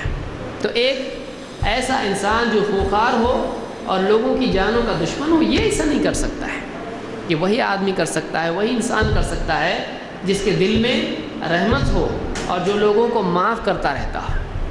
اسلام میں نبی کریم صلی اللہ علیہ وسلم کا اسوہ اور نمونہ سارے مسلمانوں کے لیے ہے۔ آپ بتائیے، آپ نے یہ عمل کر کے بتایا، یہ اسلام کا طریقہ ہے، یہ نبوی طریقہ ہے، آپ نے معاف کر دیا اس عورت کو۔ اس حدیث کو امام البخاری اور مسلم دونوں نے روایت کیا ہے۔ اور آگے آئیے، اسلام ایک ایسا دین ہے، یہ ہم سب اس پس منظر میں دیکھ رہے ہیں کہ اسلام امن سکھاتا ہے یا مار پیٹ سکھاتا ہے۔ اسلام کیا سکھاتا ہے؟ امن یا مار پیٹ؟ اسلام معافی سکھاتا ہے یا دشمنیاں؟ اسلام ڈینجر ہے یا اچھا دین ہے؟ کیا ہے؟ اللہ تعالیٰ قرآن کریم میں فرماتا ہے وَلَا تَسْتَوِي الْحَسَنَةُ وَلَا السَّيِّئَةُ اِدْفَعْ بِالَّتِي هِيَ أَحْسَنُ۔ بھلائی اور برائی، اچھا سلوک اور برا سلوک، اچھا اخلاق اور برا اخلاق دونوں برابر نہیں ہو سکتے ہیں۔ وَلَا تَسْتَوِي الْحَسَنَةُ وَلَا السَّيِّئَةُ، تو اِدْفَعْ بِالَّتِي هِيَ أَحْسَنُ، تو برائی کو ایسی چیز سے دفع کر جو اس سے بہتر ہو، برائی کے بدلے ایسا کر جو اچھا ہو، جس میں خیر ہو، جس میں خوبی ہو، جس میں اچھائی ہو۔ برائی کے بدلے برائی مت کر، برائی کے بدلے کیا کر؟ اچھائی کر۔ ادفع باللتی ہی احسن، کیا ہوگا؟ فَإِذَا الَّذِي بَيْنَكَ وَبَيْنَهُ عَدَاوَةٌ كَأَنَّهُ وَلِيٌّ حَمِيمٌ، تو دیکھے گا کہ تیرے اور جس کے بیچ میں دشمنی تھی، تیرے اور جس کے بیچ میں دشمنی تھی، وہ تیرا بالکل قریبی دوست بن گیا ہے۔ اسلام لوگوں کو دشمن بنانا سکھاتا ہے کہ دوست؟ یہ آیت بتا رہی ہے کہ برائی کے بدلے بھلائی کر، کیونکہ برائی اور بھلائی کا اثر ایک جیسا نہیں ہوتا ہے۔ برائی سے لوگوں کے دلوں میں، ظلم سے لوگوں کے دل میں بدلے کا، انتقام کا جذبہ پیدا ہوتا ہے، اور بھلائی کرنے سے آدمی ندامت اور شرمندگی اس کے اندر پیدا ہوتی ہے، وہ اپنے کیے پر پچھتاتا ہے، وہ توبہ کرتا ہے۔ تو اللہ نے یہاں پر کیا بتایا؟ برائی اور بھلائی دونوں کا اثر برابر نہیں ہوتا ہے، تو کیا کر؟ تو اعلیٰ اخلاق اپنا، تو برائی کے بدلے بھلائی کر، اور یہی آپ نے کیا۔ اللہ کے رسول صلی اللہ علیہ وسلم یہی کیا، آپ نے برائی کے بدلے بھلائی کی۔ جن لوگوں نے آپ کو ستایا تھا، جن لوگوں نے آپ کے سر پر مٹی ڈالی تھی، جن لوگوں نے آپ کے راہوں میں کانٹے بچھائے تھے، جن لوگوں نے آپ کو پکڑ کے کھینچا تھا، دھکیلا تھا، دھکے دیے تھے، یہاں تک کہ آپ کو ستایا تھا، زخم پہنچائے تھے، جن لوگوں نے آپ کو مکہ سے مدینہ کی طرف نکلنے پر مجبور کیا تھا، جب فتح مکہ ہوا اور آپ کا غلبہ ہوا اور ساری طاقت اور فیصلے کا اختیار آپ کے ہاتھ میں آ گیا، آپ جو چاہے ان کے ساتھ کر سکتے تھے، ایسی صورت میں، ایسے حال میں آپ نے ان کو معاف کیا، آپ نے معاف کر دیا ان کو۔ دیکھیے، مجبوری میں معاف کرنا سب کرتے ہیں، کچھ نہیں کر سکتے ہیں تو کیا کریں گے؟ معاف کریں گے۔ لیکن جب آدمی کے پاس طاقت ہو، اور ایسی طاقت ہو کہ اس طاقت کا جیسا چاہے وہ استعمال کرے، کوئی پکڑنے والا نہیں، کوئی پوچھنے والا نہیں، ایسے وقت میں لوگوں کو معاف کرنا، واقعی یہ معاف کرنا ہے، اس کو کہتے ہیں معاف کرنا۔ اور اللہ کے نبی صلی اللہ علیہ وسلم نے اپنے دشمنوں کو ایسا معاف کیا ہے، پوری طاقت آپ کے پاس، پھر بھی معاف کیا آپ نے، اس کو واقعی معاف کرنا کہتے ہیں۔ اللہ نے فرمایا فَإِذَا الَّذِي بَيْنَكَ وَبَيْنَهُ عَدَاوَةٌ كَأَنَّهُ وَلِيٌّ حَمِيمٌ، تو دیکھے گا کہ تیرے اور جس کے بیچ میں دشمنی پڑی ہوئی تھی، وہ تیرا بالکل جگری قریبی دوست بن گیا ہے۔ وَمَا يُلَقَّاهَا إِلَّا الَّذِينَ صَبَرُوا، لیکن یہ چیز انہی کو نصیب ہوتی ہے جو صبر کرنے والے ہیں۔ وَمَا يُلَقَّاهَا إِلَّا ذُو حَظٍّ عَظِيمٍ، اور یہ چیز انہی کو نصیب ہوتی ہے جو بڑی تقدیر والے ہیں، جو بڑی قسمت والے ہیں۔ تو یہاں سورہ فصلت کی آیت نمبر 34-35 ہے۔ ان آیتوں میں اللہ تعالیٰ نے بتایا کہ اسلام کی تعلیم برائی کے بدلے بھلائی کرنے کی ہے، اس سے سماج میں امن پیدا ہوتا ہے۔ برائی کے بدلے برائی سے سماج میں اور فساد پھیلتا ہے، لیکن برائی کے بدلے بھلائی سے سماج میں امن آتا ہے، برائی کرنے والا شرمندہ ہوتا ہے، وہ بگاڑ سے بھلائی کی طرف آتا ہے، وہ سدھرتا ہے، وہ اچھا انسان بننے کی کوشش کرتا ہے، اس کے اندر کا دل جاگ جاتا ہے، نہیں میں غلط کر رہا ہوں۔ لیکن یہاں یہ بتایا گیا کہ یہ چیز کن کو نصیب ہوتی ہے؟ صبر کرنے والوں کو۔ تو اسلام صبر کی تعلیم دیتا ہے، ظلم کی نہیں۔ اور آگے آئیے، اسلام میں یہ بھی تعلیم دی گئی ہے کہ ہم برائی کرنے والوں کی برائی سے اعراض کریں۔ اعراض نظر انداز کرنا ہے۔ اگر اسلام کی تعلیم ظلم اور جبر کی ہوتی، فساد کی ہوتی، تو اسلام یہ سکھاتا تم کو نگاہ اٹھا کے بھی کوئی دیکھے اس کی آنکھیں نکال لو، تمہاری طرف ایک لفظ بھی کوئی سرگوشی میں کہے اس کی زبان کھینچ لو، کیونکہ اسلام اور مسلمانوں کے پاس اتنی طاقت آ چکی تھی۔ لیکن اللہ تعالیٰ نے مسلمانوں سے کیا کہا؟ فاصدع بما تؤمر واعرض عن المشرکین انا کفیناک المستہزئین۔ اے نبی، فاصدع بما تؤمر، جو اللہ نے آپ کو حکم دیا ہے، جو پیغام اللہ کی طرف سے آپ کے پاس آیا ہے، آپ جس طرح سے حکم ملا ہے اللہ کے پیغام کو اسی طرح سے پہنچا دیں۔ فاصدع بما تؤمر۔ اور دوسرا حکم واعرض عن المشرکین، مشرکین سے آپ اعراض کریں، ان کو جو کچھ کرتے ہیں نظر انداز کیجیے، دھیان مت دیجیے۔ آپ کو ستاتے ہیں، آپ کے خلاف سازشیں کرتے ہیں، آپ کو برا بھلا کہتے ہیں، آپ کے سر پر مٹی ڈالتے ہیں، آپ کو دھکے دیتے ہیں، آپ کو پریشان کرتے ہیں، آپ کو ستاتے ہیں، آپ کی دعوت میں بیچ بیچ میں آتے ہیں، آپ کو دعوت دینے نہیں دیتے ہیں، آپ کے بارے میں لوگوں کو بھڑکاتے ہیں۔ اللہ نے کیا فرمایا؟ فاصدع بما، جو آپ کے پاس پیغام اللہ کی طرف سے آیا اس کو پہنچائیے۔ وَأَعْرِضْ عَنِ الْمُشْرِكِينَ، اور مشرکین ان کو نظر انداز کیجیے، چھوڑو ان کو، مت دیکھو ان کی طرف، دھیان مت دو ان کی طرف۔ یہ نہیں کہا جا کے ان کو قتل کرو، گھر پہ جا کے سب کے قتل کر دو ایک ایک کو، یہ نہیں کہا۔ کیا کہا؟ ان کو نظر انداز کر دو، دھیان مت دو ان کے اوپر۔ کیوں؟ اِنَّا كَفَيْنَاكَ الْمُسْتَهْزِئِينَ، آپ کا مذاق اڑانے والوں کے لیے ہم کافی ہیں، ان سے ہم نپٹیں گے۔ آپ اپنا کام کرو، آپ اپنا کام کرتے رہو۔ آپ کے خلاف سازشیں کرنے والے، آپ کا مذاق اڑانے والے، آپ پر تہمتیں لگانے والے، آپ کی دعوت میں روڑا رکاوٹ بننے والے، ان سے ہم نپٹیں گے۔ تو یہ اللہ کا وعدہ ہے نبی کریم صلی اللہ علیہ وسلم کے لیے، اور آپ کی تبعیت میں ہر داعی کے لیے اللہ کی طرف سے وعدہ ہے، کیونکہ ہر سماج میں ایسا ہوتا ہے، داعی کے خلاف لوگ کچھ نہ کچھ کرتے ہیں، اس کو اللہ کے حوالے معاملے کو کرنا ہے۔ اِنَّا كَفَيْنَاكَ الْمُسْتَهْزِئِينَ، ہم آپ کا مذاق اڑانے والوں کے لیے آپ کی طرف سے کافی ہے۔ تو یہ اسلام کی تعلیم ہے۔ بتائیے اگر اسلام ٹیررزم سکھاتا تو یہ معاف کیجئے، درگزر کیجئے، دھیان مت دیجئے، ہم نپٹیں گے، آپ چھوڑ دیجئے، یہ اسلام میں ہوتا نہیں۔ یہ اسی لیے ہے کہ اسلام فساد کے بدلے فساد نہیں چاہتا ہے، اسلام گھٹیا پن کے مقابلے میں اعلیٰ اخلاق کی تعلیم دیتا ہے، کہ دوسرے اگر گرے ہوئے اخلاق سے آپ سے پیش آ رہے ہیں، آپ بھی ان کی طرح گر جائیں، نہیں۔ اسلام بتاتا ہے کہ گندگی کے مقابلے میں گندگی صاف ہوتی ہے۔ آپ کے کپڑوں پہ گندگی لگ گئی، آپ اور گندگی لگا لیں، صاف ہوگا نہیں۔ آپ اس کو صاف پانی لیں گے، اس سے دھوئیں گے۔ گندگی کو گندگی نہیں دھوتی ہے، گندگی کو صاف پانی دھوتا ہے۔ برائی کے بدلے برائی سے سماج میں امن نہیں آتا ہے، لوگ سدھرتے نہیں ہیں، برائی کے بدلے اچھائی سے لوگ سدھرتے ہیں۔ اسلام کی تعلیم ہے۔ اسی طرح سے اسلام میں غلبے کے باوجود اپنے آپ کو کنٹرول کرنے کی طاقت انسان کو پیدا کرنے کی ترغیب دی گئی ہے۔ یہ بھی سماج میں ایک بہت بڑا ذریعہ ہے لوگوں کے اپنی حدوں میں قائم رہنے کے لیے ہے۔ اللہ کے نبی صلی اللہ علیہ وسلم فرماتے ہیں کہ لیس الشدید بالسرعہ انما الشدید الذی یملک نفسہ عند الغضب، پہلوان وہ نہیں ہے جو دوسرے کو کشتی میں پچھاڑ دے، اٹھا کے پٹک دیا اس کو، یہ پہلوان ہے، ایک دم طاقت، ایک دم مسلز اس کے اچھے ہیں، پہلوان ہے۔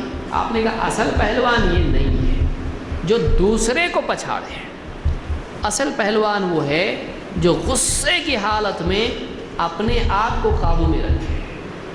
اسلام نے دیکھی کتنی بڑی تعلیم ہے۔ اسلام یہ سکھاتا ہے کہ دوسروں پر قابو پانا اصل طاقت نہیں ہے، اصل طاقت اپنے اوپر قابو پانا ہے۔ اگر اسلام میں یہ ہوتا کہ ساری دنیا میں لوگوں کو مارو پیٹو تو قابو میں رکھنے کی ضرورت کیا ہے بھیا؟ قابو میں رکھنا یہ سکھایا جا رہا ہے۔ کیوں؟ اس لیے کہ ہر آدمی جب ایک اسلامی معاشرے میں اپنے آپ کو قابو میں رکھے گا تو سماج میں ظلم نہیں ہوگا، سماج میں معافی کا ماحول رہے گا، غلطی کی بات دوسری غلطی نہیں آئے گی۔ کیا ہوتا ہے مثال کے طور پر ایک آدمی جا رہا تھا بائک سے، کسی کو دھکا لگ گیا، غلطی ہو گئی اس سے، دوسرے نے اس کو کیا کیا؟ روک دیا، مار پیٹ اس کے ساتھ میں کی، گالیاں اس کو دی۔ اب وہ تو کہہ رہے بھائی میرے سے غلطی ہو گئی معاف کر دو، لیکن اس نے نہیں سنا اس کو، اس نے خوب اپنا دل، گھر کا غصہ پورا اس کے اوپر نکال دیا۔ اب اس نے کہا ٹھیک ہے میں بھی یاد رکھتا ہوں، اب کبھی یہ اس کی بستی سے گزرے تو صحیح۔ اب یہ جس دن اس کے یہاں سے گیا، یہ پہلے انتظار میں بیٹھا تھا، مجھ کو معلوم ہے کہاں سے جاتا ہے، اس نے بھی اس کو پکڑا، اس نے بھی اس کی دھلائی کر دی۔ اب وہ اپنے گھر پہ آیا، اس نے اپنی قوم سے کہا دیکھو ان لوگوں نے میرے ساتھ ایسا کیا، کون سے قبیلے کا ہے؟ فلاں قبیلے کا ہے۔ اس کو معلوم پڑا، اس نے بھی اپنے قبیلے والوں سے کہا کہ دیکھو وہ لوگ آ رہے ہیں لڑنے کے لیے ہمارے سے۔ اب کیا ہو گئے؟ قبیلے جتھے جتھے ہو کر آپس میں لڑ پڑے۔ ایک چھوٹی سی چیز تھی، بڑھتے بڑھتے کیا ہو گئی؟ دو قوموں کا جھگڑا بن گیا۔ اگر پہلا آدمی جس سے غلطی ہوئی اس نے معافی مانگ لی، دوسرا آدمی غصہ آیا اس کو، لگ گیا اس کو، لیکن کہتا چلو ٹھیک ہے چلو معاف کر دیا جاؤ کوئی بات نہیں، انجانے میں ہو جاتی غلطی انسان سے، کوئی بات نہیں۔ اگر وہ یہی معاف کر دیتا اتنا بڑا فساد نہیں ہوتا۔ اسلام نے فساد کو برائی کو، معاشرے کے اندر گندگی کو پہلے ہی مرحلے میں ختم کرنا سکھایا. اسی لیے یہاں کیا بتایا؟ لیس الشدید بالسرعہ. پہلوان وہ نہیں ہے جو کشتی میں دوسرے کو پچھاڑے، دوسرے پہ قابو پائے، وہ پہلوان نہیں. پہلوان وہ ہے جو غصے کے وقت اپنے اوپر قابو رکھے. تو اسلام اپنے آپ پر قابو رکھنا سکھاتا ہے. یہ اسلام کے سماج میں امن کے پیدا کرنے اور پھیلانے کی دلیلوں میں سے ایک بہت بڑی دلیل ہے کہ اپنے اوپر قابو رکھو. ایسی چیز مت کرو جس سے سماج میں امن بھنگ ہو جائے. یہ بخاری اور مسلم کی حدیث ہے جو میں نے ذکر کی ہے. اور آگے آئیے، کیا اسلام کا مقصد جنگ ہے؟ کیا اسلام میں جنگ کو بہت پسند کیا گیا ہے؟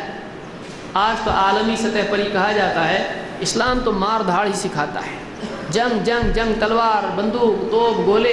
اسلام میں پورا جو ہے جنگ کو بہت پسند کیا گیا ہے. ایسا نہیں ہے.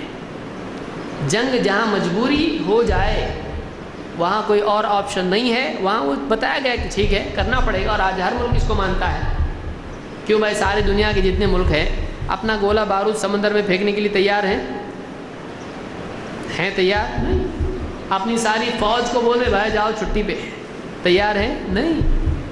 اور مسلمانوں کو چھٹی پہ بھیجنا چاہتے ہیں، اسلام میں یہ بند کرنا چاہتے ہیں.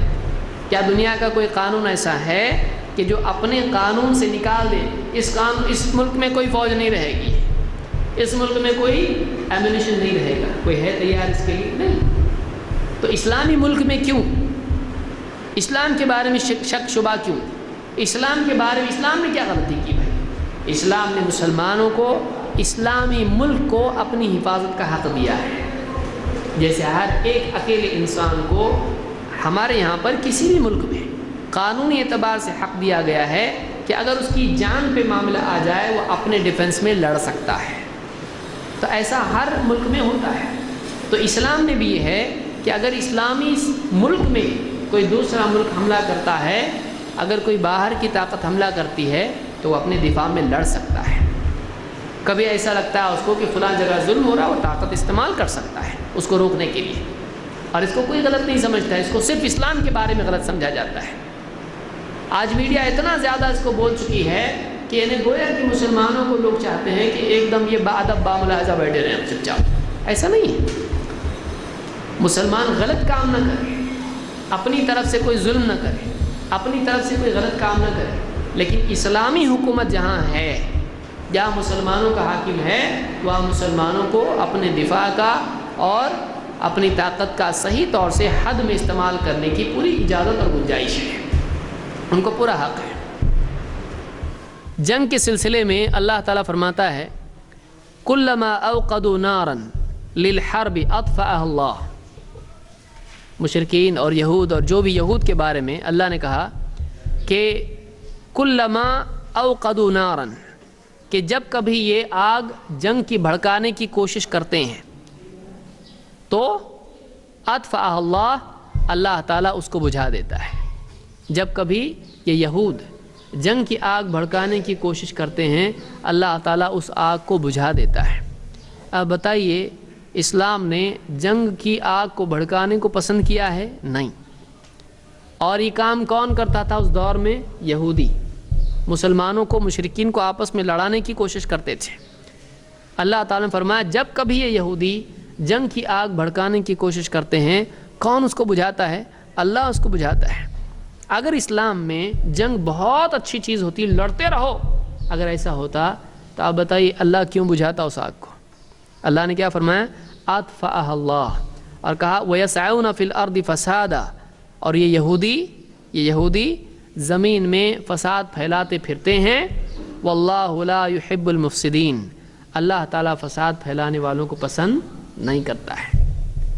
اس آیت میں، یہ سورہ المائدہ کی آیت نمبر 64 ہے، اللہ تعالیٰ نے یہاں پر بتایا کہ دوسرے لوگ مسلمانوں کو جنگ کی آگ بھڑکا کے اس کی لپیٹ میں لینے کی کوشش کرتے ہیں، لیکن اللہ تعالیٰ بار بار اس آگ کو ٹھنڈا کر دیتا ہے، بجھا دیتا ہے. تو اللہ تعالیٰ نے یہاں بتایا کہ اللہ خود نہیں چاہتا ہے جنگ ہو. جنگ کچھ خاص مجبوری کے حالات میں ہوتی ہے. اسلام میں یہ ترغیب نہیں دی کہ لڑتے رہو تم لوگ، بس لڑتے رہو، تمہارا کام ہی لڑنا ہے، نہیں سکھایا گیا ہم کو. لیکن آج میڈیا میں کیا بتایا جا رہا ہے کہ اسلام لڑنا سکھاتا ہے. قرآن کیا بتا رہا ہے کہ جب بھی آگ بھڑکانے کی کوشش کرتے ہیں اللہ اس کو بجھا دیتا ہے. اگر جنگ مقصود ہوتی تو اس کو بجھایا نہیں جاتا. مسلمانوں کو مسلسل لڑنے کے لیے کہا جاتا ہے. اور آپ دیکھیں مثال کے طور پر اگر فی نفسی ہی جنگ مطلوب ہوتی تو اللہ کے نبی صلی اللہ علیہ وسلم 10 سال کا جنگ نہ کرنے کا معاہدہ مشرکین سے نہیں کرتے. اللہ کے نبی صلی اللہ علیہ وسلم نے حدیبیہ کے مقام پر مشرکین سے جو دشمن تھے مسلمانوں کے اور اسلام کے ان لوگوں سے 10 سال ناجنگ معاہدہ کیا تھا کہ 10 سال تک ہم تم سے جنگ نہیں کریں گے نہ تم ہم سے جنگ کرو گے, امن کے ساتھ ہم رہیں گے. تو آپ کے لیے اتنا مشکل معاملہ تھا کہ آپ صلی اللہ علیہ وسلم کو جب لکھ رہے تھے معاہدے کی باتیں تو اس وقت میں اللہ کے نبی صلی اللہ علیہ وسلم نے لکھا کہ یہ معاہدہ ہے محمد رسول اللہ صلی اللہ علیہ وسلم کی طرف سے. آپ نے لکھوا بسم اللہ الرحمن الرحیم. ان لوگوں نے کہا کہ ہم بسم اللہ الرحمن الرحیم کو نہیں مانتے, ہم نہیں جانتے رحمان کیا ہے. وہ کٹ کرنے پر مجبور کیا مسلمانوں کو اور کہا کہو بسمک اللہم, عام طور سے جیسے عربوں کا طریقہ تھا. اور جب لکھا گیا کہ محمد رسول اللہ کی طرف سے یہ ہے, کہا ہم رسول مانتے تو پھر یہ جنگ کیوں ہوتی, جھگڑے کیوں ہوتے. تو رسول اللہ کٹ کرو, رسول اللہ نہیں چاہیے. آپ کو بھڑکایا گیا, ایسی سچویشن پیدا کی گئی کہ مسلمان غصے میں طیش میں آ کے لڑ پڑے کیونکہ وہ چاہتے تھے جنگ ہو. لیکن اللہ کے نبی صلی اللہ علیہ وسلم نے حضرت علی سے کہا بتاؤ کہاں لکھا ہوا ہے رسول اللہ. حضرت علی نے بتایا آپ نے اپنے ہاتھ سے اس کو کٹ کیا, آپ نے اپنے ہاتھ سے اس پر لکیر پھیر دی اور رسول اللہ پر, اور لکھا گیا محمد ابن عبداللہ کی طرف سے معاہدہ کیا جا رہا ہے. کیوں؟ آپ کا مقصد یہ تھا, یہ اکسا رہے ہیں ہم جنگ بند کرنا چاہتے ہیں. آپ نے اپنے گول پر اپنے ٹارگٹ پہ نگاہ رکھی اور آپ نے معاہدہ کر لیا. اور اس معاہدے کا فائدہ کیا ہوا؟ اس معاہدے کی وجہ سے مسلمان اور غیر مسلم مشرکین آپس میں ملنا جلنا شروع ہو گئے. ادھر کے لوگ ادھر آنا شروع ہوئے, ادھر کے لوگ ادھر جانا شروع ہوئے. جب جنگ ہی نہیں ہے تو بات چیت شروع ہوگی, اور بات چیت کے میدان میں ہمیشہ اسلام دوسروں کے سر پر بیٹھے گا. بات چیت کے میدان میں اسلام کے دلائل کا کوئی طاقت مقابلہ نہیں کر سکتی ہے. تو ان لوگوں کے سامنے جب اسلام آیا تو وہی لوگ جو 1500 لوگ مسلمان گئے تھے, آپ دیکھیں بعد میں وہ کتنے لوگ تھے, 10,000 لوگ تھے. 10,000 لوگ تھے. تو یہ کہاں سے آئے؟ اور کوئی جنگ کرنی پڑی فتح مکہ کے لیے؟ کوئی جنگ نہیں کرنی پڑی. آپ بتائیے اسلام کی تاریخ میں, بلکہ انسانیت کی تاریخ میں کوئی اور جنگ آپ بتا دیں کہ ایک فوج گئی ہے اس کو جنگ کرنے کی ضرورت نہیں پڑی, اس نے پورا قبضہ کر لیا ایسی جگہ پر جہاں کے لوگ سخت دشمن تھے ان کے. کیا ہوا؟ اسلام کی تاریخ میں بہت عظیم الشان واقعہ ہے فتح مکہ جس کو کہا جاتا ہے. لیکن فتح مکہ کے لیے ایک بہت بڑی قیمت مسلمانوں کو دینی پڑی. وہ کیا تھی؟ 10 سال کا جنگ نہ کرنے کا معاہدہ طے کرنا پڑا. جب جیسے ہی یہ واقعہ ہوا اللہ کی طرف سے فوراً آیات نازل ہوئیں, انا فتحنا لک فتحا مبینا, ہم نے آپ کو کھلی فتح دے دی ہے. اب معاملہ پورا آپ کے فیور میں آ گیا ہے, کیونکہ آپ کی بات جب لوگ سنیں گے ماننا ہی ماننا ہے. ہو سکتا ہے تلوار کا زور نہ چلے کسی پر, لیکن آپ کی بات جب لوگ سنیں گے, جب مسلمانوں کی تعلیمات لوگ سنیں گے تو وہ آنا ہی آنا ہے. تو آج بھی عالمی سطح پر اسلام کے بارے میں جو کچھ چل رہا ہے, مسلمانوں کو چاہیے کہ خصوصی طور پر اپنی جو نگاہ ہے وہ دعوت کے میدان پر رکھیں, اس لیے کہ یہ ایسا میدان ہے جس میں مسلمانوں کے مقابلے میں کوئی ٹھہر نہیں سکتا ہے. اور یہی وجہ ہے کہ آج بھی آپ دیکھیں اسلام کے خلاف جتنا کچھ کیا جا رہا ہے, اس کے باوجود چھوٹے چھوٹے علاقوں میں کچھ دنیا میں عالمی سطح پر جو داعی ہیں, جو بھی دعوت دے رہے اسلام کی, ٹوٹی پھوٹی صحیح, مختلف ملکوں میں جہاں سے اسلام کے خلاف کیا کچھ نہیں ہو رہا ہے, ان ملکوں میں جب اسلام کے بارے میں لوگوں کے سامنے آ رہا ہے واقعی اسلام کیا ہے, وہ لوگ مسلمان ہو رہے ہیں. اور اس میں مردوں سے زیادہ عورتوں کی تعداد ہے. حالانکہ اسلام کے خلاف جو باتیں کہی گئی ہیں زیادہ تر پرابلم عورتوں کے بارے میں ہے. ان میں پردہ ہے, ان میں طلاق ہے, ان میں یہ مسئلہ ہے, ان میں یہ مسئلہ ہے, حقوق ان میں نہیں دیے جاتے عورتوں کو, اور کیا کچھ نہیں. تو اسلام کے بارے میں جو کچھ بھی کہا جا رہا ہے اس کے باوجود لوگ مسلمان ہو رہے ہیں. کیوں؟ اس لیے کہ اسلام جب پیش کیا جا رہا ہے تو لوگ آ رہے ہیں. لیکن ہے افسوس ہماری غفلت کہ ہم ساری چیزوں پہ دھیان دیتے ہیں لیکن دعوت کی طرف ہمارا دھیان بہت کم ہے. تو اس کو یاد رکھنا چاہیے۔ تو بہرحال اللہ تعالیٰ نے یہاں پر کہا کلما اوقدوا نارا للحرب اطفأها اللہ، جب کبھی یہ جنگ کی آگ بھڑکاتے ہیں اللہ اس کو بجھا دیتا ہے۔ یہ اس بات کی دلیل ہے کہ اللہ تعالیٰ خود نہیں چاہتا ہے کہ جنگ ہو، اسی لیے اللہ نے کہا کہ یہ اللہ تعالیٰ اس جنگ کو بجھا دیتا ہے، اس آگ کو بجھا دیتا ہے۔ اس کی اور ایک مثال دیکھیے، عبداللہ ابن ابی اوفا رضی اللہ تعالیٰ کہتے ہیں ان رسول اللہ صلی اللہ علیہ وسلم فی بعض ایامہ التی لقی فیہا انتظر حتی مالت الشمس، کہتے ہیں کہ ایک جنگ میں ایک دن جس میں آپ صلی اللہ علیہ وسلم لشکر کے ساتھ تھے، اپنی فوج کے ساتھ تھے، اور مشرکین بھی سامنے تھے، جنگ کا موقع تھا، آپ انتظار کرتے رہے یہاں تک کہ سورج ڈھل گیا، مالت الشمس، ثم قام فی الناس خطیبا، پھر آپ لوگوں میں خطبے کے لیے کھڑے ہوئے، قال ایھا الناس، اے لوگو، لا تتمنوا لقاء العدو، دشمن سے مٹ بھیڑ کی تمنا مت کرو، لا تتقاء العدو، دشمن سے مٹ بھیڑ کی تمنا مت کرو، وصل اللہ العافیہ، اور اللہ سے عافیت کی دعا مانگتے رہو، اللہ سے عافیت مانگتے رہو، عافیت، جنگ نہ ہو، مسئلہ کھڑا نہ ہو، سکون سے معاملہ ختم ہو جائے، عافیت سب کے لیے رہے، وصل اللہ العافیہ، فَإِذَا لَقِيتُمُوهُمْ فَاصْبِرُوا، لیکن پھر تم کو لڑنا ہی پڑے، دشمن آ ہی جائے تو پھر کیا کرو، فَاصْبِرُوا، جم جاؤ، جمے رہو، وَاعْلَمُوا أَنَّ الْجَنَّةَ تَحْتَ ظِلَالِ السُّيُوفِ، جان لو کہ پھر جنت تلواروں کے سائے میں ہے۔ بہت سارے لوگوں نے کیا کر دیا، اوپر کا پورا کاٹ دیا، نیچے کا لے لیا۔ دیکھو اسلام میں کیا ہے، جنت تلواروں کے سائے میں ہے، لڑتے رہو، یعنی جب تک کہ تلواروں سے لڑو گے نہیں جنت میں جاؤ گے نہیں، اور اوپر کا اصل معاملہ کیا کر دیا، کاٹ دیا۔ تو آپ بتائیے اوپر کا کیا ہے، آپ نے کیا کہا، لا، دیکھیے حدیث کے الفاظ دیکھیے، لا تتمنوا لقاء العدو، دشمن سے مٹ بھیڑ کی تمنا مت کرو، لڑنے کی امید مت کرو، ایسا مت سوچو کہ لڑنا ہونا ہی چاہیے، جنگ ہونا چاہیے، مت سوچو ایسا، لا تتمنوا لقاء العدو۔ پھر وصل اللہ العافیہ، اللہ سے عافیت کی طلب رکھو، اللہ سے چاہو کہ عافیت سے معاملہ ٹل جائے، لڑنا نہ پڑے۔ بھائی وہاں کے 10 جائیں گے تو یہاں کے 5 تو جائیں گے، اور یہاں کے جب 5 جائیں گے جنگ میں تو یہ کیسے ہوں گے، یہ اچھے لوگ ہوں گے، اگر یہ زندہ رہتے تو بہت اچھا کام کرتے۔ تو اس کے لیے اس کو ٹالو، وصل اللہ العافیہ، اللہ سے عافیت مانگتے رہو۔ اور پھر اس کے بعد آپ نے کہا فَإِذَا لَقِيتُمُوهُمْ فَاصْبِرُوا، پھر اگر مجبوراً لڑنا ہی پڑے تو اب جب موقع جنگ کا ہے تو بھاگنا ہے نہیں، پھر جم جاؤ۔ اسلام بہادری سکھاتا ہے، اسلام معافی سکھاتا ہے، صبر سکھاتا ہے، لیکن اب جب جنگ میں نوبت آ ہی جائے اور آپشن نہیں ہے تو ایسی صورت میں اسلام کیا بتاتا ہے، بھاگو نہیں، ایسی صورت میں اسلام سکھاتا ہے اب جم جاؤ، فاصبروا۔ پھر یاد رکھو کہ اب جب جنگ چھڑ چکی ہے تو اب جنت یہاں وہاں بھاگنے میں نہیں ہے، اب جنت کہاں ہے، جنت تلواروں کے سائے میں ہے۔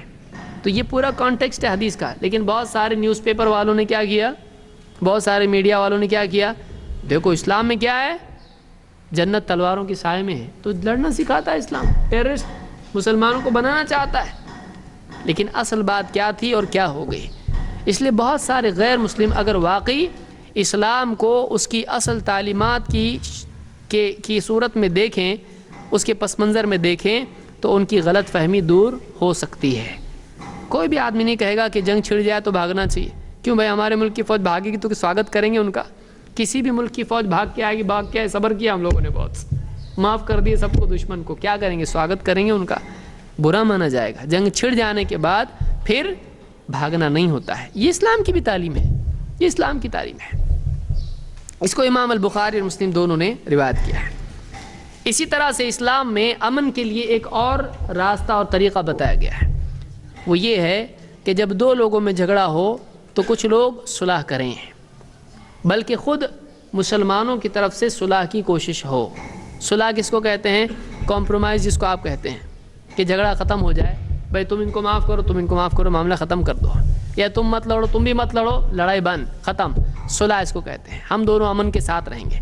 کیا اسلام جنگ سکھاتا ہے یا صلح سکھاتا ہے؟ اسلام صلح سکھاتا ہے۔ پرائیورٹی کس کو ہے؟ صلح کو ہے۔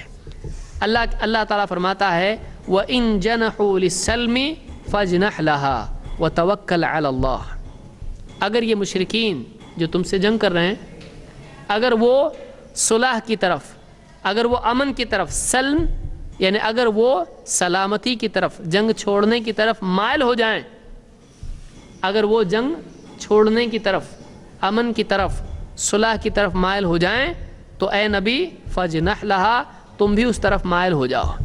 اگر وہ جنگ بند کرنا چاہیں تو بھی ہم جنگ کریں گے، ایسا مت کرو۔ اگر وہ جنگ چھوڑنا چاہیں تو تم بھی جنگ چھوڑنے کے لیے تیار ہو جاؤ۔ وَإِن جَنَحُوا لِلسَّلْمِ فَاجْنَحْ لَهَا وَتَوَكَّلْ عَلَى اللَّهِ، اور اللہ پر بھروسہ رکھو۔ یعنی ایسا مت کہو کہ اب جنگ کا موقع ہے، اگر وہ رک رہے ہیں ہم بھی رک جائیں تو وہ اور طاقت بڑھا کے لڑیں گے مسلمانوں سے، ان کے بارے میں شک کرنا، شبہ کرنا اور پھر بھی جنگ کرنا، ایسا مت کرو۔ اللہ پہ بھروسہ رکھو، تم صلح کر لو ان سے، اور اللہ پہ بھروسہ رکھو، ان کی سازشوں کا بدل اللہ تمہارے لیے ہو جائے گا، ان کے مقابلے میں اللہ کافی تمہارے لیے۔ وَتَوَكَّلْ عَلَى اللَّهِ، اللہ پر بھروسہ رکھو۔ یہ سورہ الانفال کی آیت نمبر 61 ہے۔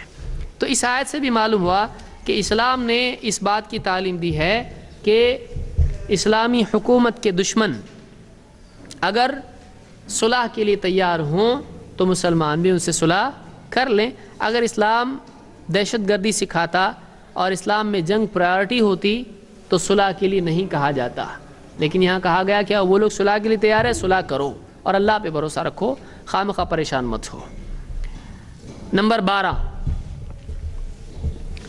جہاد کا لفظ سنتے ہی بلی کی طرح عام طور سے انسانوں کے کان کھڑے ہو جاتے اس دور میں۔ جہاد لفظ سنتے ہی فوراً لوگ کیا ہو جاتے ہیں، کچھ تو گڑبڑ ہے۔ حالانکہ اسلام میں جہاد ایک ایسا لفظ ہے جو ایک وسیع المعنی لفظ ہے۔ جہاد اسٹرگل کے لیے کہا جاتا ہے، مجاہدے کے لیے استعمال ہوتا ہے۔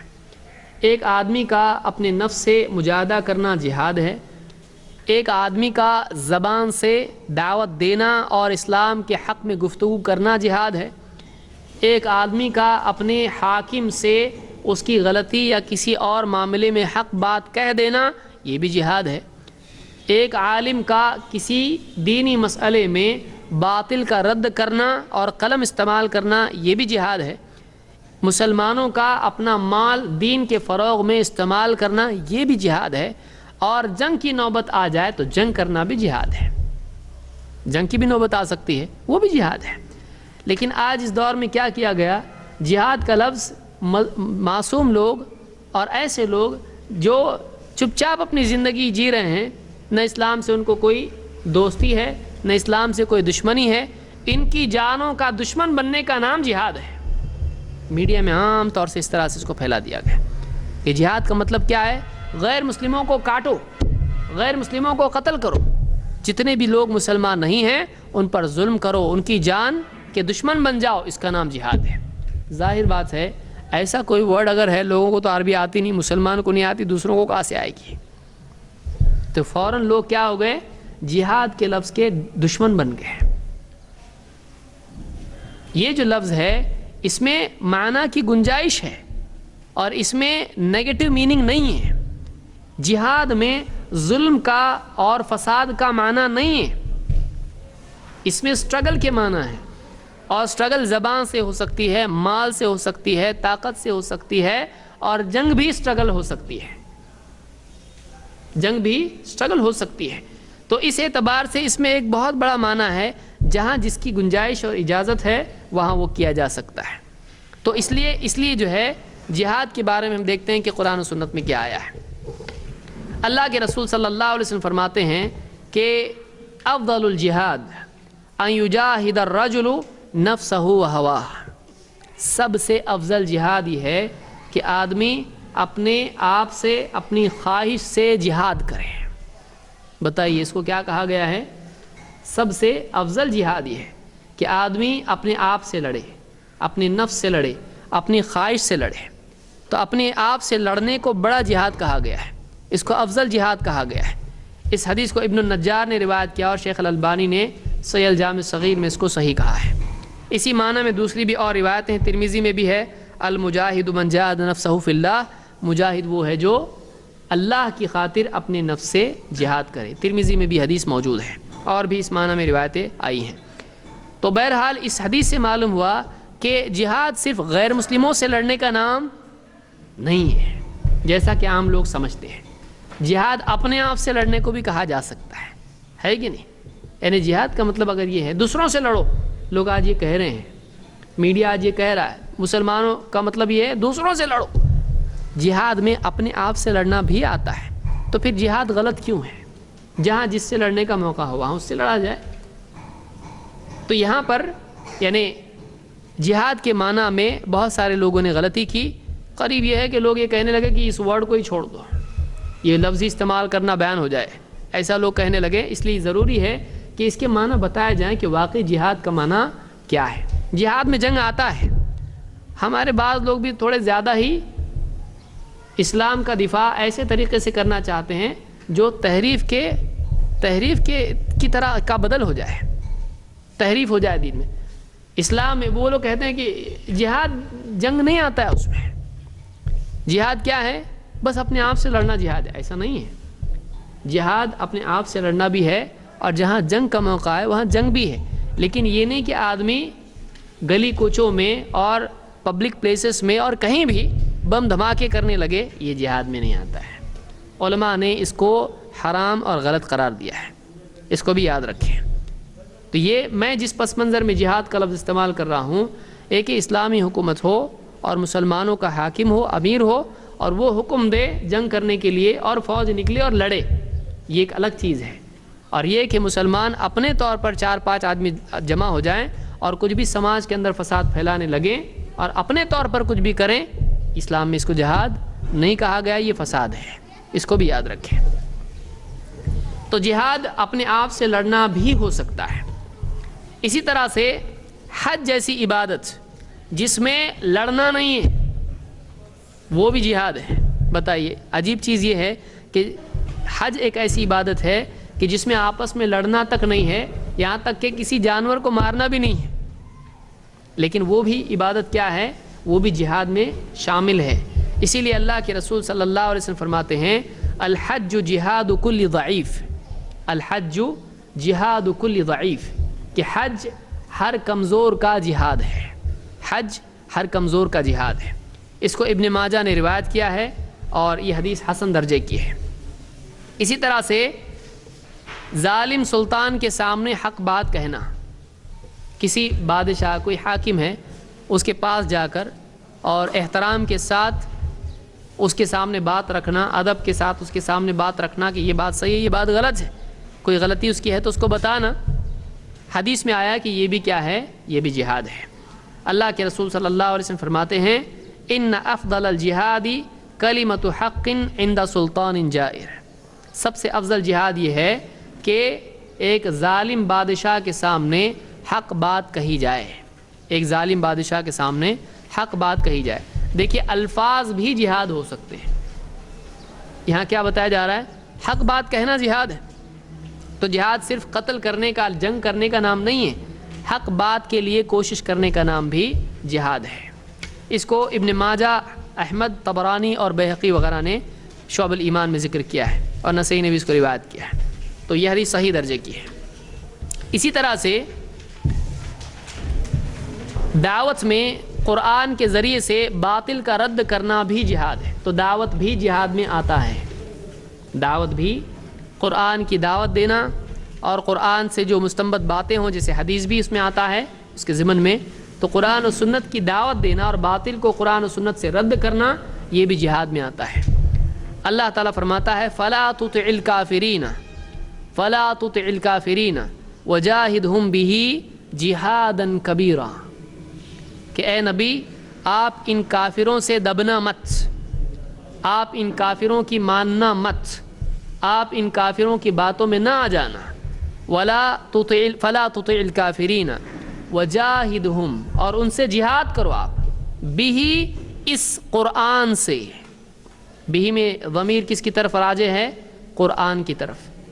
تو آپ ان کافروں سے اس قرآن کے ذریعے جہاد کرو، جہاداً کبیرہ، بڑا جہاد، بڑا جہاد۔ تو قرآن سے جہاد کرنا کیسا جہاد ہے؟ چھوٹا ہے کہ بڑا ہے؟ بڑا جہاد ہے۔ معلوم ہوا کہ قیامت تک کے لیے مسلمانوں کا اصل ہتھیار کیا ہے؟ جہاد کا ذریعہ کیا ہے؟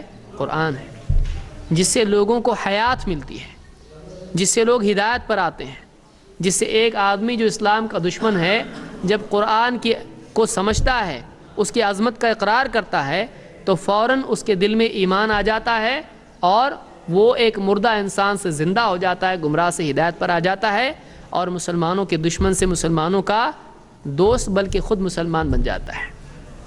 تو اس قرآن سے جہاد کرنے کو کیا کہا گیا؟ جہاد کبیر۔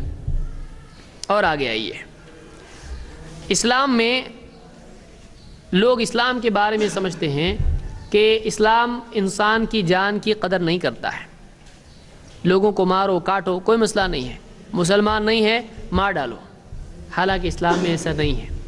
اسلام میں انسان کی جان کی بہت اہمیت ہے۔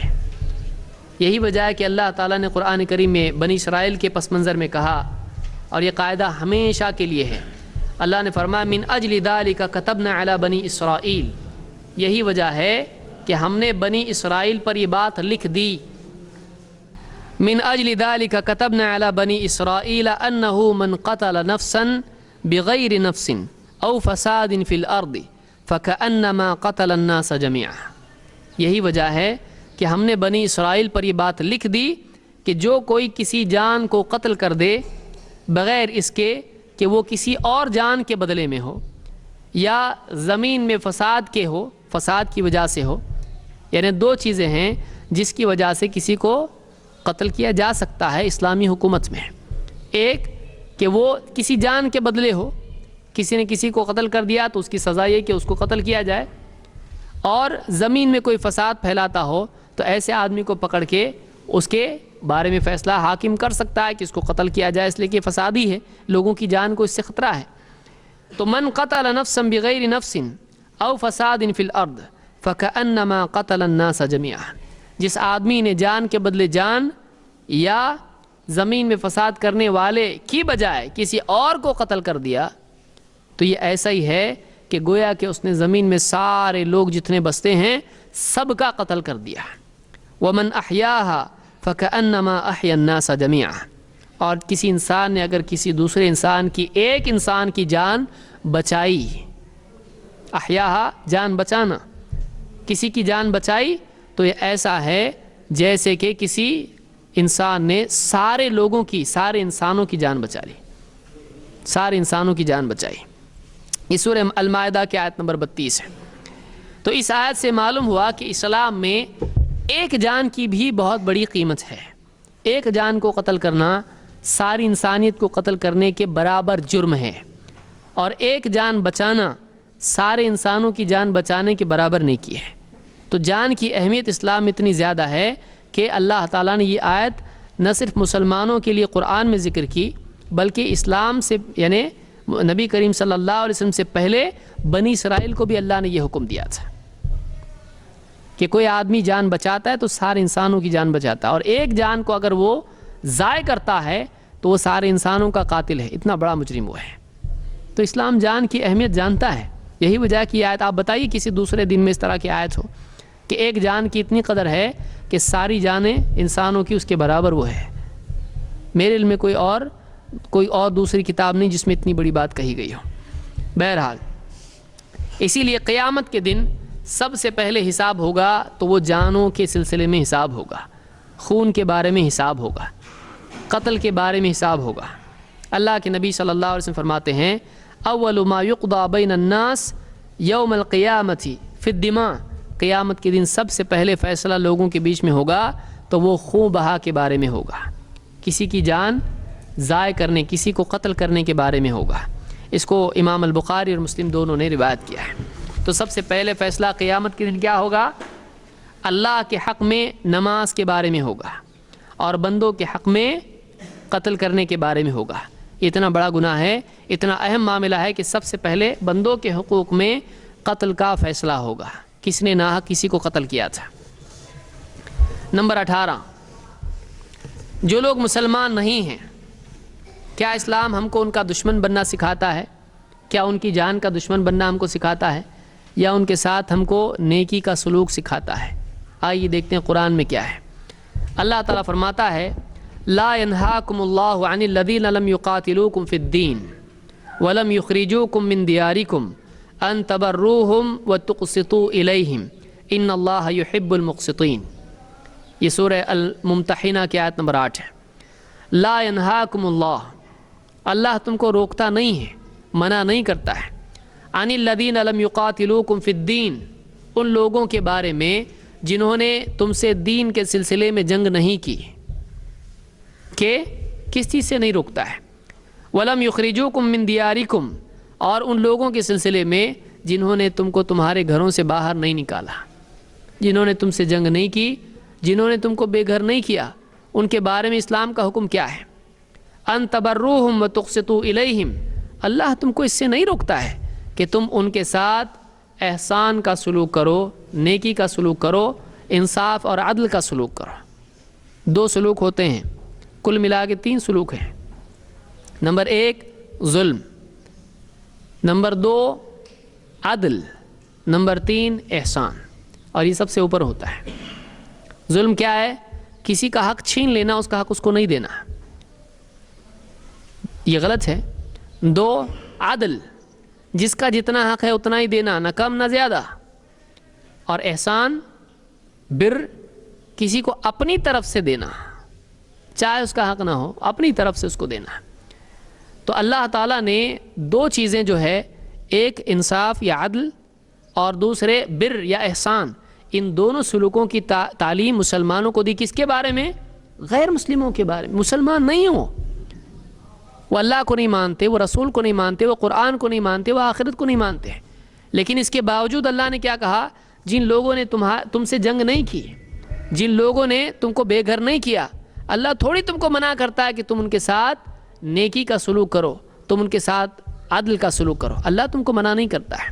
تو اللہ نے فرمایا ان اللہ یحب المقسطین، اللہ تعالیٰ عدل کرنے والوں کو، انصاف کرنے والوں کو پسند کرتا ہے۔ تو اللہ تعالیٰ نے غیر مسلموں سے بھی احسان اور عدل کا سلوک کرنے کی تعلیم دی ہے۔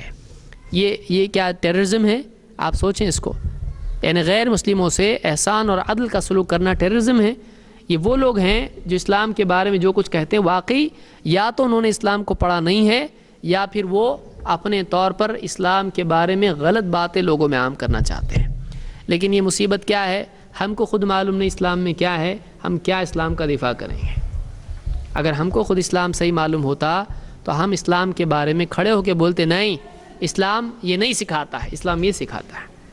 لیکن چونکہ مسلمانوں کو خود اسلام معلوم نہیں ہے، قرآن و سنت کی تعلیمات ان میں عام نہیں ہے، یہی وجہ ہے کہ بہت سارے مسلمان یہ ساری چیزیں میڈیا میں دیکھتے ہیں اور سوچتے ہیں اپنے اسلام میں ایسا کیوں ہے، ان کو اصل اسلام معلوم نہیں ہے۔ بہرحال جہاں تک کہ جنگی حالات ہیں، جہاں مسلمان جنگ کے لیے مجبور کر دیے جائیں، وہاں بھی مسلمانوں کے لیے اللہ تعالیٰ نے اور اللہ کے رسول صلی اللہ علیہ وسلم نے کچھ قواعد اور ضوابط رکھے ہیں۔ جنگ کے حالات میں عام طور سے اس کی کوئی رعایت نہیں کی جاتی ہے کہ کس کو قتل کیا جا رہا ہے، واقعی وہ لڑنے والا ہے یا نہیں ہے، وہ مرد ہے، عورت ہے، بچہ ہے، بڑا ہے، بوڑھا ہے، کمزور ہے، طاقتور ہے، کیا ہے، کچھ نہیں دیکھا جاتا ہے۔ بس جب فوجیں کسی ملک میں گھستی ہیں تو سب کو قتل کرتی چلی جاتی ہیں۔ اسلام نے جنگ کے لیے بھی قواعد رکھے ہیں، جنگ کے لیے بھی قاعدے رکھے ہیں۔ اللہ تعالیٰ، اللہ کے نبی صلی اللہ علیہ وسلم کے صحابی ہیں عبداللہ ابن عمر رضی اللہ تعالیٰ عنہ، کہتے ہیں وجدت امرأۃ مقتولۃ فی بعض مغازی رسول اللہ صلی اللہ علیہ وسلم، ایک عورت جو کسی جنگ میں مری ہوئی پڑی ہوئی ملی مسلمانوں کو، کسی جنگ میں ایک عورت کی لاش مسلمانوں کو ملی اور اس جنگ میں اس کو قتل کر دیا گیا۔ اللہ کے رسول صلی اللہ علیہ وسلم نے فنہا رسول اللہ صلی اللہ علیہ وسلم عن قتل النساء والصبیان، آپ نے جب دیکھا ایک عورت کو مار ڈالا کسی نے تو آپ نے مسلمانوں کو اس بات سے منع کیا، کہا دیکھو عورتوں کو اور بچوں کو قتل نہیں کیا جاتا ہے جنگ میں، عورتوں کو اور بچوں کو جنگ میں قتل کرنے سے منع کر دیا گیا۔ کیوں؟ اس لیے کہ وہ لڑتے نہیں ہیں، جو لڑتا نہیں اس کو قتل کیا جائے گا نہیں. اتنا چاہے وہ دشمن قوم کا ہو.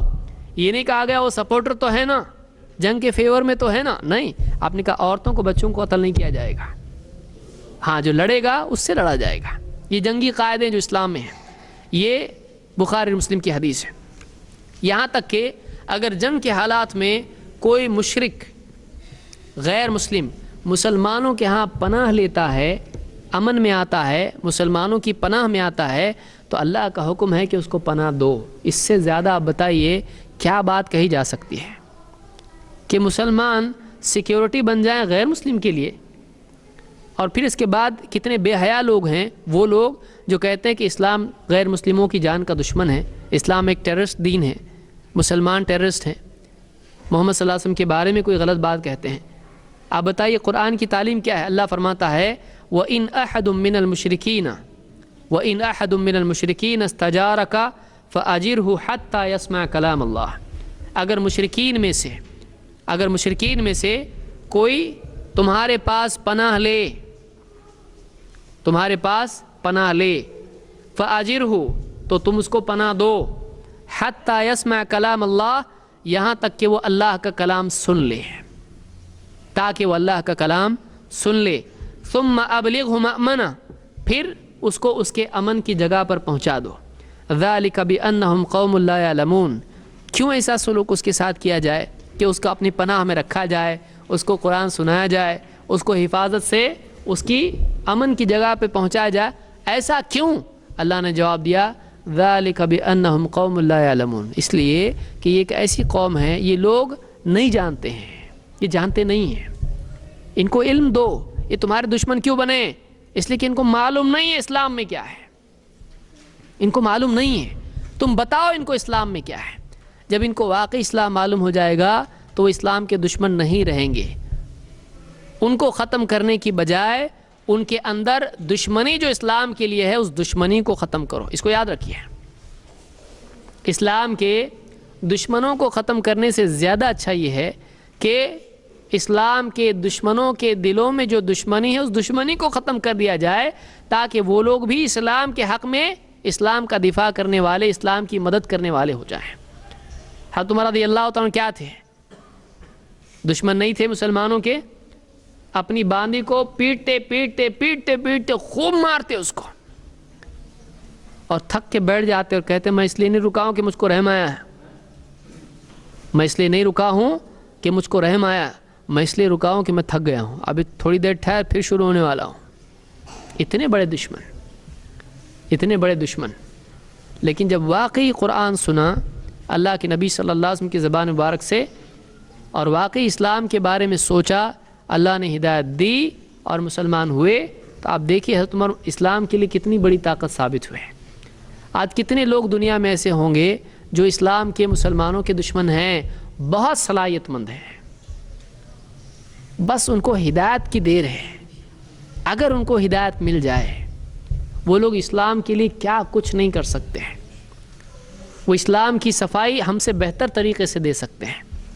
اس لیے آج کتنے لوگ غیر مسلم لوگ تھے جو مسلمان ہوئے, آج غیر مسلموں میں ہم سے اچھے طریقے سے وہ اسلام کا پیغام پہنچا رہے ہیں. تو یہ جو چیز ہے یہ غور کرنے کی ہے.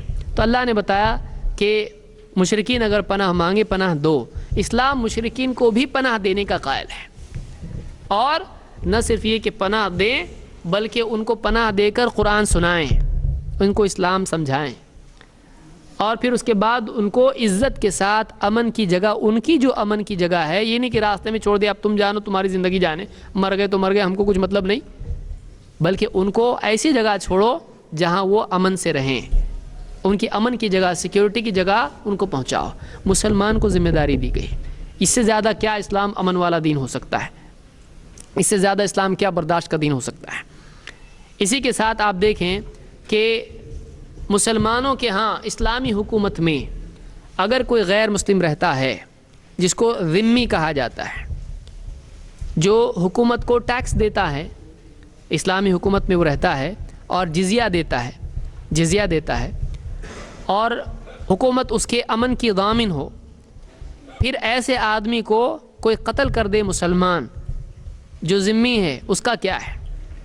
اللہ کے نبی صلی اللہ علیہ وسلم فرماتے ہیں من قتل رجلا من اہل الذمۃ، جو آدمی اہل ذمہ میں سے، جو مسلمانوں کے ساتھ میں کیا ہے، اہل ذمہ میں سے ہیں، ہم جزیہ دیں گے بس ہم مسلمان نہیں ہوں گے، ایسا کوئی آدمی ہے مسلمان نہیں ہے.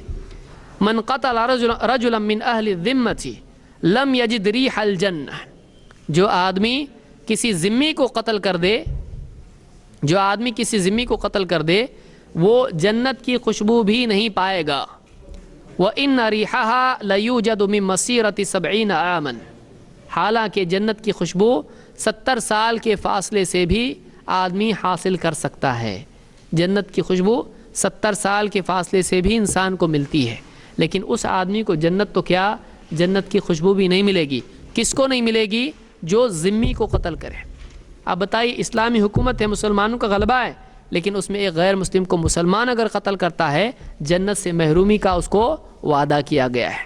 اسلام میں غیر مسلموں کی بھی جان کی قدر کی گئی ہے، اور ایسے لوگوں کی جو مسلمانوں سے جنگ نہیں کرتے ہیں. ہاں، جنگ کے حالات میں جو قواعد ہیں وہ اپنی جگہ ہیں، اور وہ اس کو ہر ملک مانتا ہے، ہر دور میں ان کو تسلیم کیا گیا ہے. اور جتنے بھی جنگی قواعد ہیں ان میں سب سے اچھے قواعد اگر دیکھے جائیں تو اسلام کے قاعدے ہیں. کوئی بھی آدمی اس کو دیکھ سکتا ہے. اس حدیث کو امام احمد اور نسائی نے ذکر کیا ہے. اسی طرح سے اگر کسی ملک سے، کسی حکومت سے، کسی قوم سے مسلمانوں کا معاہدہ ہے، پیکٹ ہے، ٹریٹی ہے کہ ہم نہیں لڑیں گے تم سے، تم اپنے دین پر، ہم اپنے دین پر، اور ہم آپس میں جنگ نہیں کریں گے، اگر اس طرح سے معاہدہ ہے، اگر کسی معاہد کا قتل کرتا ہے کوئی مسلمان، اس کے لیے کیا ہے؟ اللہ کے نبی صلی اللہ علیہ وسلم فرماتے ہیں من قتل معاہدا لم یرح رائحۃ الجنہ، جو کسی معاہد کا قتل کرے جس سے مسلمانوں کا معاہدہ ہے، جنگ نہیں کریں گے ہم آپس میں، اگر ایسے کسی آدمی کا، غیر مسلم کا قتل مسلمان کرتا ہے تو کیا ہوگا؟ لم یرح رائحۃ الجنہ، اس کو بھی جنت کی خوشبو میسر نہیں ہوگی. وہ جنت تو کیا، جنت کی خوشبو بھی نہیں پائے گا. وَإِنَّ رِيحَهَا لَيُوجَدُ مِن مَّسِيرَةِ 40 عَامًا، حالانکہ اس کی خوشبو 40 سال کی دوری سے انسان کو حاصل ہو سکتی ہے، تو اس کو خوشبو بھی نہیں ملے گی. علماء نے کہا 40 اور 70 کا جو لفظ عدد عربی زبان میں آتا ہے یہ بہت زیادہ کے لیے آتا ہے. جیسے ہمارے یہاں کہا جاتا ہے کہ 100 بار اس کو میں نے بتایا لیکن سنتا نہیں، اور کوئی آدمی کہتا ہے 1000 بار میں نے یہ چیز کی ہے.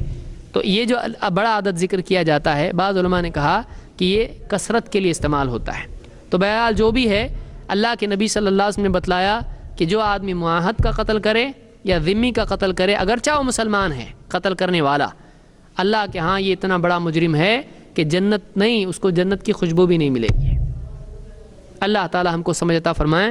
یہ کچھ باتیں تھیں جو اسلام کے سلسلے میں غلط فہمیوں کے ازالے میں ایک چھوٹا قدم ہے، کہ اسلام جانوں کا دشمن نہیں ہے، اسلام ٹیررزم نہیں سکھاتا ہے، بلکہ اسلام ایک ایسا دین ہے جو امن پسند دین ہے. اسلام میں لوگوں کی جان کی قدر کی گئی ہے. اللہ تعالی ہم سب کو سمجھ عطا فرمائیں اور اسلام کی تعلیمات حاصل کر کے اس کو لوگوں تک پہنچانے والا ہم کو بنائیں.